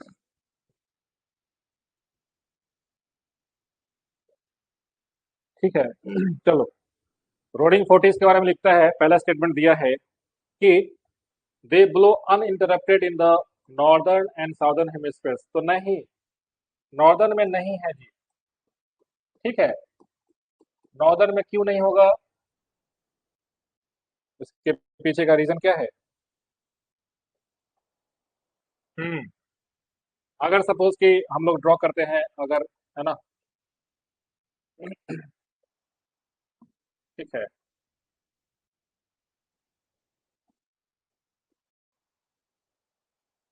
ना, इधर कुछ यूरोप को ड्रॉ कर दो, है ना। इधर देखो, पूरा जो है,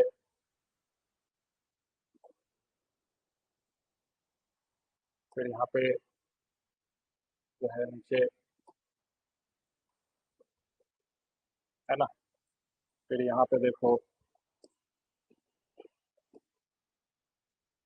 है ना इक्वेटर कुछ यहाँ पे है। ठीक है, इधर और एशिया को और ड्रॉ कर दो, पूरा का पूरा इंडिया यहाँ पे आ जाएगा, है ना। इधर रसिया वसिया सब आ जाएगा, चाइना वाइना सब ले लो इधर, साउथ ईस्ट एशिया ले लो, है ना, ऑस्ट्रेलिया इधर ले लो। तो देखो, लैंड मास सबसे ज्यादा कहाँ पे दिख रहा है? नॉर्दर्न हेमिस्फीयर में। तो यहाँ का जो वेस्टर्लीज होगा ना, सपोज कि यहाँ से वेस्टर्लीज है सो चलना शुरू किया, यहाँ से वेस्टर्लीज कुछ चलना शुरू किया। ठीक। तो देखो कि इधर जाएगा तो भाई यहाँ पे इसको जो है रॉकीज माउंटेन इसको इंटरप्ट कर देगा कि कहाँ आगे कहाँ बढ़े भाई, इधर ही रुको, है ना। इधर और आगे बढ़ेगा तो यहाँ पे फ्रांस, इटली, एल्प्स, जो भी माउंटेन रेंजेस है, सब उसको इंटरप्ट कर देगा। तो कहने का मतलब है कि जो वेस्टर्लीज होता है वो नॉर्दर्न हेमिस्फीयर में है सो बाधित होता है ना। इसी वजह से उसका है सो उतना स्ट्रांग विंड भी नहीं रहता है ना। लेकिन साउदर्न हेमिस्फीयर में देखो, एक तो कॉन्टिनेंट्स जो है सो चपटा हो गया, पतला हो गया, नैरो हो गया, है ना, नैरो बेस हो गया। ऊपर से बीच में अटलांटिक ओशन हो गया, पूरा का पूरा इंडियन ओशन खाली पड़ा है। इधर पैसिफिक ओशन पूरा का पूरा खाली पड़ा है। तो यहाँ का जो वेस्टर्लीज होगा, है ना, यहाँ का जो वेस्टर्लीज होगा वो काफी स्ट्रांग होता है ना, काफी स्ट्रांग होता है, क्योंकि यहाँ पे इसको रोकने वाला कोई कॉन्टिनेंट बीच में वैसा नहीं है। इस वजह से साउदर्न हेमिस्फीयर का जो वेस्टर्लीज होगा बहुत स्ट्रांग होगा यहाँ पे। इसी वजह से रोअरिंग 40 डिग्री लैटिट्यूड पे फ्यूरियस 50 डिग्री लैटिट्यूड पे, और स्ट्रिकिंग 60 डिग्री लैटिट्यूड पे बहुत स्ट्रॉन्ग वेस्टर्लीज होगा, है ना। और वेस्टर्लीज है ओशंस के ऊपर फ्लो करता है, तो जाहिर सा बात है कि अपने साथ साथ विंड्स को, मॉइस्चर को कैरी करेगा, है ना, रेनफॉल भी हो जाएगा कहीं पे, है ना, तो ये सब चीज जो है सो एसोसिएटेड इसके साथ में रहेगा।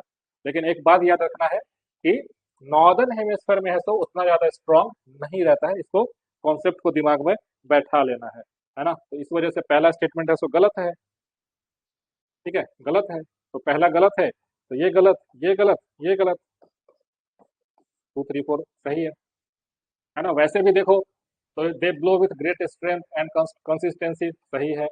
There direction is generally from north west to east in the southern hemisphere, तो जाहिर सा बात है जो वेस्टर्लीज है कुछ इस तरीके से बहेगा, तो नॉर्थ वेस्ट, है ना, और ये है साउथ ईस्ट, तो नॉर्थ वेस्ट से ईस्ट की तरफ इसका फ्लो हो जाता है, ठीक है, तो सही है। Overcast skies, rain, raw weather are generally associate, बिल्कुल, इसकी वजह से ये सब होता है, ठीक।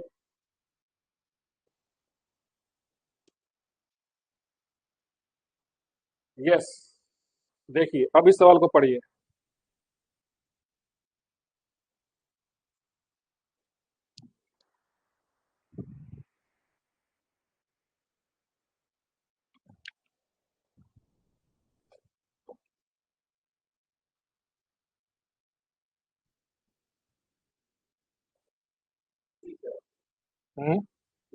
Winter rainfall received by the Mediterranean reason is the result of shifting of pressure belts. Low pressure belts occurs over the Mediterranean region during the winter season due to shifting of pressure belts. Winds blow from the Mediterranean Sea towards land.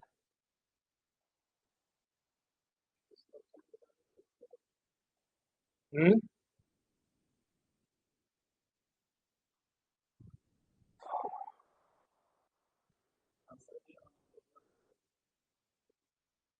Answer A होना चाहिए, लेकिन ये बाबू साहब B में भी तो लिख दिए हैं कि due to shifting of pressure belts.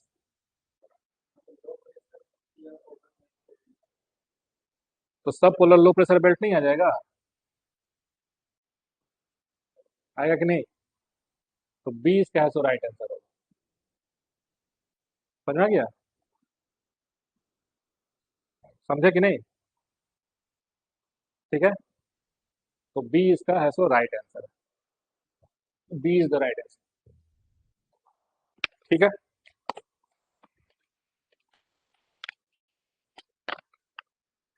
हम्म, देखो, अगर यहाँ पे, सॉरी, हम्म, इसको समझ लेते हैं कि विंटर रेनफॉल मेडिटेरियन में क्या होता है, ठीक है। एक मिनट।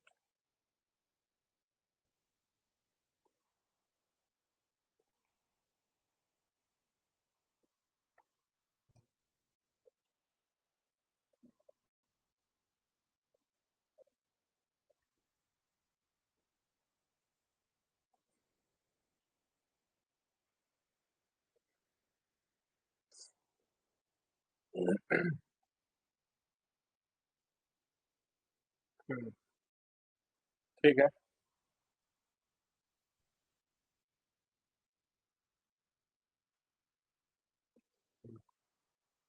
देखो, ये है समर सीजन, ये है विंटर, ठीक है।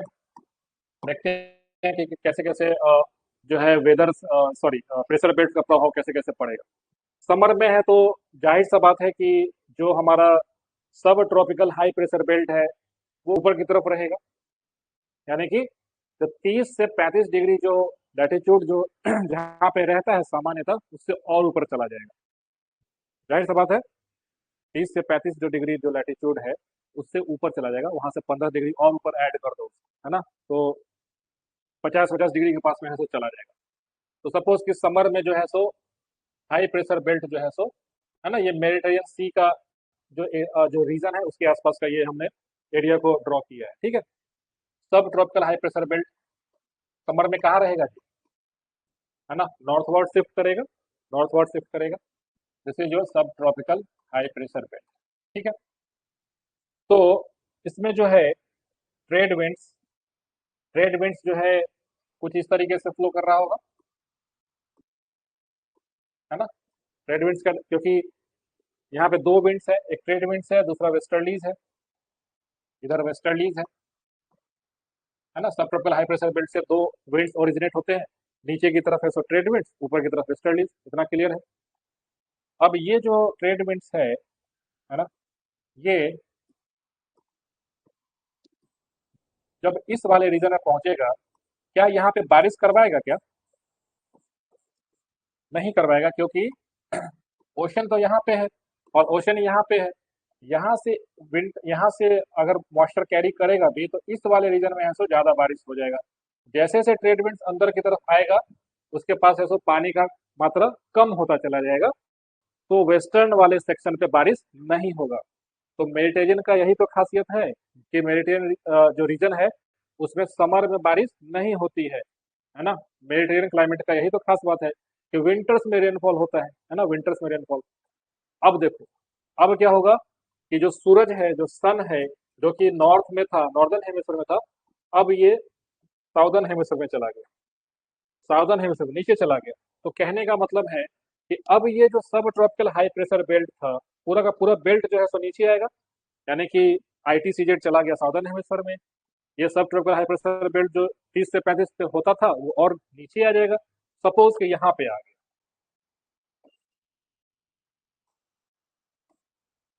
ठीक। सब ट्रॉपिकल हाई प्रेशर बेल्ट के ऊपर कौन सा प्रेशर बेल्ट होता है? सब पोलर लो प्रेशर बेल्ट। तो क्या सब पोलर लो प्रेशर बेल्ट जो है सो मेडिटेरियन रीजन में आ गया कि नहीं जी? आया कि नहीं? क्लियर है। अब इसके वजह से जो वेस्टर्लीज जो हमने ड्रॉ किया था, जो कि ऊपर में था यहाँ पे, क्या ये वेस्टर्लीज अब जो है सब कुछ इस तरीके से आ गया कि नहीं? अब हाई से लो की तरफ फ्लो करेगा। तो क्या जो ये जो कॉन्टिनेंट जो था, क्या इसका वेस्टर्न सेक्शन पे अब बारिश होगा कि नहीं? वेस्टर्लीज की वजह से होगा ना। तो इसी वजह से मेडिटेरियन क्लाइमेट का खासियत ये होता है कि विंटर में रेनफॉल होगा यहाँ पे, समर्स में रेनफॉल नहीं होता है। तो देखो किस तरीके से लो प्रेशर जो है सो, है ना, शिफ्ट होकर के यहाँ पर आ गया, हाई प्रेशर नीचे चला गया। फिर जब सूरज ऊपर की ओर आएगा नॉर्दर्न हेमिस्फीयर में, तो फिर से क्या होगा, ये पूरा का पूरा बेल्ट जो है सो ऊपर की ओर शिफ्ट करेगा, ये भी ऊपर चला जाएगा, ये पहुंच जाएगा यहाँ पे, तो ये अब ये ट्रेड विंड्स के बेल्ट में आ जाएगा। समझ में आ गया? तो अब पढ़ो स्टेटमेंट को, बी इसका है सो राइट आंसर है, उसको पढ़ो तो अब क्लियर हो जाएगा। Low pressure belt occurs over the Mediterranean region during the winter season due to shifting of pressure belt. Clear है। लेकिन अगर ये चीज इतना डिटेल में नहीं लिखे किसी एग्जाम में, है ना, और सिर्फ ये ऑप्शन दिखे, तो इसको आंसर कर देना। समझ में आ गया? अगर यहाँ पे लिखता है कि winter rainfall received by the Mediterranean reason in the result is the result of, पहला ऑप्शन रहता है ये, दूसरा ऑप्शन लिखता है कि ड्यू टू कोरिलिस फोर्स, है ना, या फिर लिखता है ड्यू टू ट्रॉपिकल साइक्लोन, बाकी तीसरा ये सब रहता, चौथा ये रहता। तो ए आंसर इसका कर देते। समझ में आ गया? लेकिन शिफ्टिंग ऑफ प्रेशर बेल्ट क्योंकि यहाँ पे भी इंक्लूडेड है और ये पूरा का पूरा डिस्क्राइब ही कर दिया, तो ज्यादा एक्यूरेट ये वाला है। समझ में आ गया?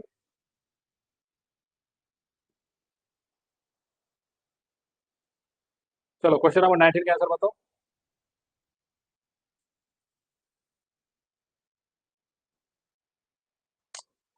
ये जो सवाल है ये हम यूपीएससी में गलत करके आए थे, हालांकि मेरा पीटी हो गया था उस साल भी, लेकिन ये सवाल हम गलत किए थे क्योंकि ज्योग्राफी ऑप्शनल मेरा था, ज्योग्राफी के स्टूडेंट जो थे तो ज़्यादा दिमाग लगा रहे थे वहाँ पे।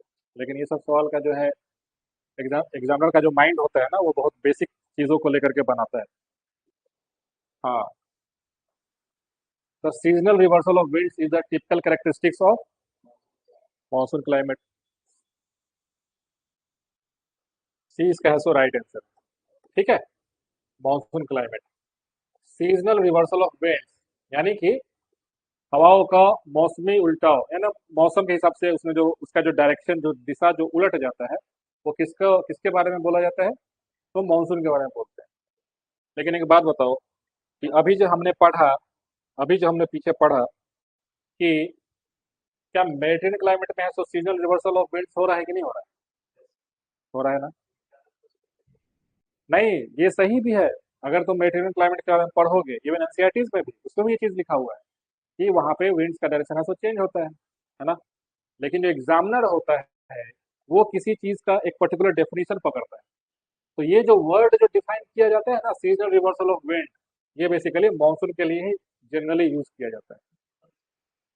हाँ, इज द टिपिकल क्या है ये, मतलब अब जाहिर सा बात है कि अगर आपको यही पूछना था कि मानसून में होता है कि नहीं, तो आप मेडिटेरियन क्लाइमेट ऑप्शन में नहीं देते। समझ में आ गया?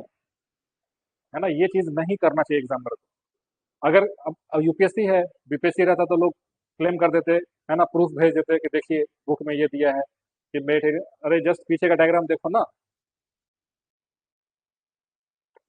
मेडिटेरियन क्लाइमेट में विंड्स का डायरेक्शन चेंज हुआ कि नहीं जी? पहले ट्रेड विंड्स था, है ना?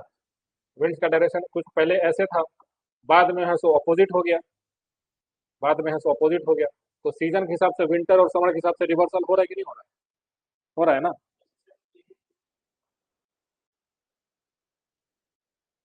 हम्म।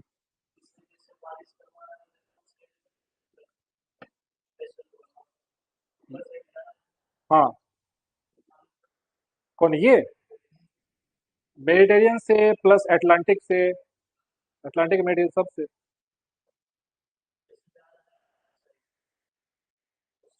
हाँ, मतलब ये ईस्टर्न ओशन हो गया, ईस्टर्न ओशन हो गया। तो यहाँ पे क्या है, अटलांटिक है, ओशन है, मेडिटेरियन सी का रीजन है, तो वहाँ पे जो भी वेस्टर्लीज फ्लो करेगा मॉइस्चर कैरी कर लेगा वहाँ। समझ गया? वो जो रेनफॉल है, जो पंजाब का जो बात कर रहे हो वो वेस्टर्न डिस्टरबेंस होता है, जो कि एक टेम्परेट साइक्लोन होता है। चलो वो भी बता ही देते हैं, बता देते हैं। ये चीज क्लियर है कि नहीं? देखो इसको अब समझो कि विंटर में क्या है, वेस्टर्लीज यहाँ पे चल रहा है, ठीक। अब हम बताने जा रहे हैं किस चीज के बारे में, वेस्टर्न डिस्टरबेंस के बारे में, है ना? वेस्टर्न डिस्टरबेंस के बारे में जान लो। तो चाहो तो इसको नोट भी कर सकते हो कि western disturbance is a cyclone, it is a temperate cyclone, ठीक। वेस्टर्न डिस्टरबेंस क्या है? It is a temperate cyclone है जी, साइक्लोन है, चक्रवात है ये, टेम्परेट साइक्लोन है। टेम्परेट साइक्लोन का फॉर्मेशन कैसे होता है?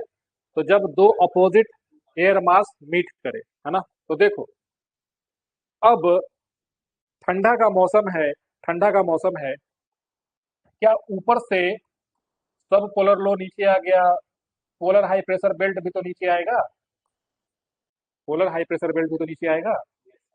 तो क्या इसके साथ साथ जो है cold air mass, cold polar continental polar air mass वो नीचे आएगा? नीचे आएगा। मेडिटेरियन के आसपास का जो रीजन है, ये यहाँ का एयर मास उधर के एयर मास से गर्म है, ओशन है, मॉइस्चर रहेगा। तो जब दो कॉन्ट्रास्टिंग एयर मास मीट करेगा तो टेम्परेट साइक्लोन का फॉर्मेशन होगा। जब ये साइक्लोन का फॉर्मेशन मेडिटेरियन के रीजन में, है ना, ये एक वर्ल्ड मैप बनाए थे अभी, हाँ, यहाँ पे एक ट्रॉपिकल साइक्लोन का फॉर्मेशन हो गया, सॉरी टेम्परेट साइक्लोन का फॉर्मेशन हो गया। क्यों? क्योंकि विंटर में ऊपर से पोलर एयर मास नीचे आता है, यहाँ का ट्रॉपिकल एयर मास वेस्टर्लीज की वजह से ऊपर की ओर जाएगा, दोनों कॉन्ट्रास्टिंग है, दोनों के बीच में है सो टकराव होगा, फ्रंट्स का फॉर्मेशन होगा, टेम्परेट साइक्लोन बनेगा, और वेस्टर्लीज तो चल ही रहा है तो इसको आगे की ओर शिफ्ट करेगा। प्लस ऊपर में एक जेट स्ट्रीम है, सब ट्रॉपिकल वेस्टर्ली जेट स्ट्रीम, जो कि विंटर में कहाँ पे आ जाता है? तो बिल्कुल इसको यहाँ पे ड्रॉ कर लो, हिमालयाज के पास में आ जाता है ना? हिमालयाज यहाँ पे होगा, ये रहा इंडिया, हिमालयाज यहाँ पे है। तो ये वेस्टर्न ये जो वेस्टर्ली जेट स्ट्रीम है प्लस वेस्टर्ली विंड्स है, दोनों अलग अलग सिस्टम है। वेस्टर्ली विंड्स नीचे चलता है, जेट स्ट्रीम ऊपर में चलता है, लेकिन ये पूरा का पूरा एटमॉस्फेयर है सो आपस में इंटरलिंक्ड है। अगर ऊपर में कुछ भी तेजी से मूव करेगा तो उसके मोशन का प्रभाव पृथ्वी के सतह पे भी आता है। इसके वजह से ये जो साइक्लोनिक सिस्टम है, साइक्लोनिक सिस्टम जो है और दूसरा, साइक्लोन के बारे में यह भी बात समझो कि साइक्लोन सिर्फ सरफेस पे नहीं होता है। अगर ट्रॉपिकल साइक्लोन की बात करोगे तो सतह से लेकर के ट्रोपोपॉज तक उसका हाइट होता है साइक्लोन का। समझ में आ गया? ठीक है, यानी कि जो ट्रोपोस्फेयर का पूरा जो लेंथ है ना, उतने लेंथ पे ऐसा ट्रॉपिकल साइक्लोन होता है। ठीक है। अब चूंकि हम लोग धरती पे रहते हैं तो हमें उसका प्रभाव धरती पे समझ में आता है, बट अगर उस समय ऊपर से भी कोई क्रॉस करेगा, वहां पे भी विंड्स का वेलोसिटी बहुत ज्यादा उसको मिलेगा। सेम उसी तरीके से टेम्परेट साइक्लोन का भी जो है, इसका हाइट भी काफी ऊपर तक होता है। तो इसके वजह से क्या होगा कि ये जो जेट स्ट्रीम है प्लस जो वेस्टर्लीज है, इस साइक्लोन को आगे की ओर मूव करा देता है। और चूंकि भारत में ये पश्चिम दिशा से आता हुआ प्रतीत होता है, इसीलिए इसको इंडिया में वेस्टर्न डिस्टर्बेंसेस कहते हैं। समझ में आ गया? और वेस्टर्न डिस्टर्बेंस कब होता है? विंटर में होता है ना, विंटर में। अब देखो विंटर में क्यों होगा, क्योंकि विंटर में ऊपर का आईटीसीजेड जो है सो इधर चला गया, है ना, पूरा का पूरा प्रेशर बेल्ट नीचे आ गया, पोलर एयर मास नीचे आ जाएगा, तो यहाँ पे कॉन्ट्रास्टिंग एयर मास मीट करेगा, साइक्लोन बनेगा। समर्स में क्या होगा, आईटीसीजेड ऊपर, ये चीज ऊपर, पोलर एरियाज का एयर मास और ऊपर चला गया, तो पूरा का पूरा है सो गर्म हवा है यहाँ पे, उसको है सो लड़ाई करने के लिए अपोजिट मिला ही नहीं, तो साइक्लोन बनेगा ही नहीं। समझ में गया? तो ये है कॉन्सेप्ट जो है वेस्टर्न डिस्टर्बेंस और वेस्टर्लीज के और इसके बीच। ठीक है। चलिए आखिरी क्वेश्चन आपसे करते हैं। कितना क्वेश्चन है जी? ये दो क्वेश्चन कर लो। फिजिकल ज्योग्राफी पढ़ने में मजा आता है, बाकी जो इधर का जो सवाल रहेगा ना, फैक्चुअल क्वेश्चन सब, कि बताओ राइस कहाँ पे सबसे ज्यादा है, तेल कहाँ पे सबसे ज्यादा है, ये सब सवाल जो है सो बेकार सवाल होता है, क्योंकि वो सब फैक्ट्स का कुछ ये एंड नहीं है, कुछ भी पूछ सकता है ना, कि बताओ जो है ज्वार जो है सो कौन से स्टेट में सबसे ज्यादा प्रोड्यूशन होता है, तो कितना रटोगे ज्योग्राफी में? वो सब बाई लक है सो सही होता है, या फिर लॉजिक के हिसाब से, कि चलो हाँ मालूम है कि ज्वार जो है सो नॉर्थ वेस्ट इंडिया में होगा, तो राजस्थान है ऑप्शन दे दिए क्या, ऐसा कुछ करके उसका कुछ डेफिनेट ऐसे क्वेश्चंस का नहीं कर सकते हो। बट हाँ कोशिश करो कि जो फिजिकल ज्योग्राफी का जो पार्ट है ना, वो एग्जाम में गलत ना हो। ठीक है। Coriolis force deflects surface currents at an angle of 45 degree to the wind to the right in the northern hemisphere, left in the southern hemisphere.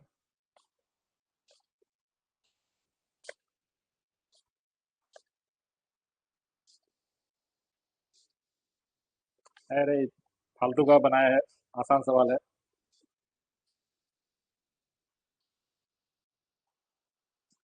A answer होगा। हाँ ऑलमोस्ट 45 डिग्री हो जाता है ना। देखो नॉर्मली विंड्स को ही देखो ना, सीधा ऐसे 90 डिग्री पे आना चाहिए था, लेकिन घूम के कितना ऐसे हो जाता है ना 45 डिग्री, इसकी वजह से वो है ना, ए इज द राइट आंसर। 21 का देखो तो।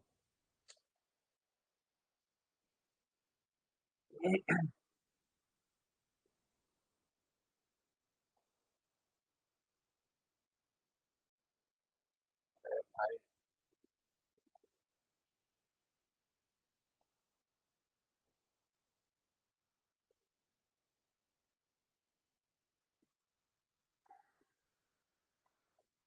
अब इसका क्या ही आंसर बताया जाए? Which one of the following statement is correct? Wind is a moving emission speed more than 5 knots. The minimum speed required to generate wind energy is 25 kilometre per hour. ये खुद ही कर लेना, देख लेना कि क्या होता है, इसके पीछे कोई लॉजिक मुझे पता नहीं है कि क्या होना चाहिए, है ना। बाकी मिलते हैं नेक्स्ट क्लास में, है ना। इसका answer wind is a moving air which has a speed more than 5 knots and the minimum speed required to generate wind energy is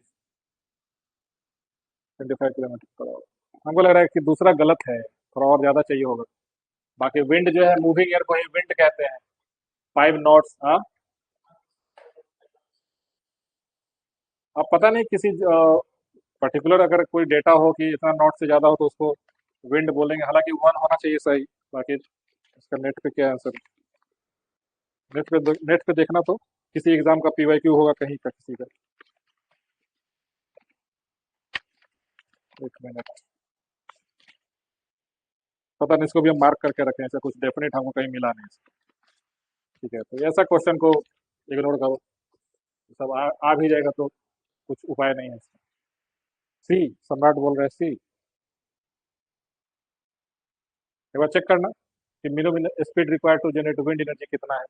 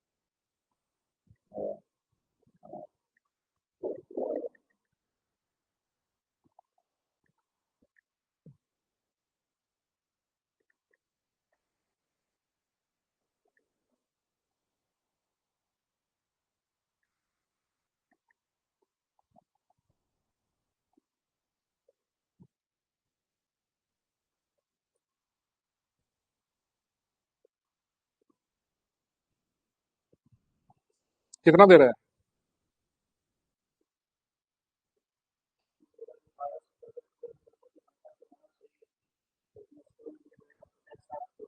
नहीं नहीं, वो तो अलग है। विंड तो, मूविंग एयर को विंड कहते हैं, तो 5 नॉट्स का डेटा कहीं पे मिल रहा है क्या? पहला भी गलत है, दूसरा भी गलत है, इसका डी आंसर होगा चाहिए।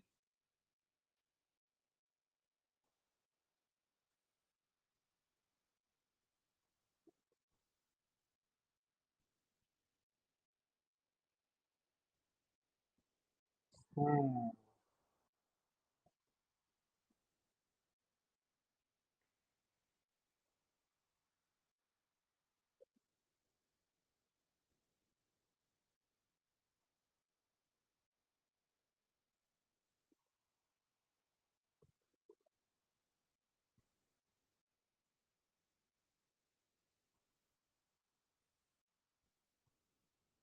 अरे सब आ जाता है उसमें। मूविंग एयर में जो है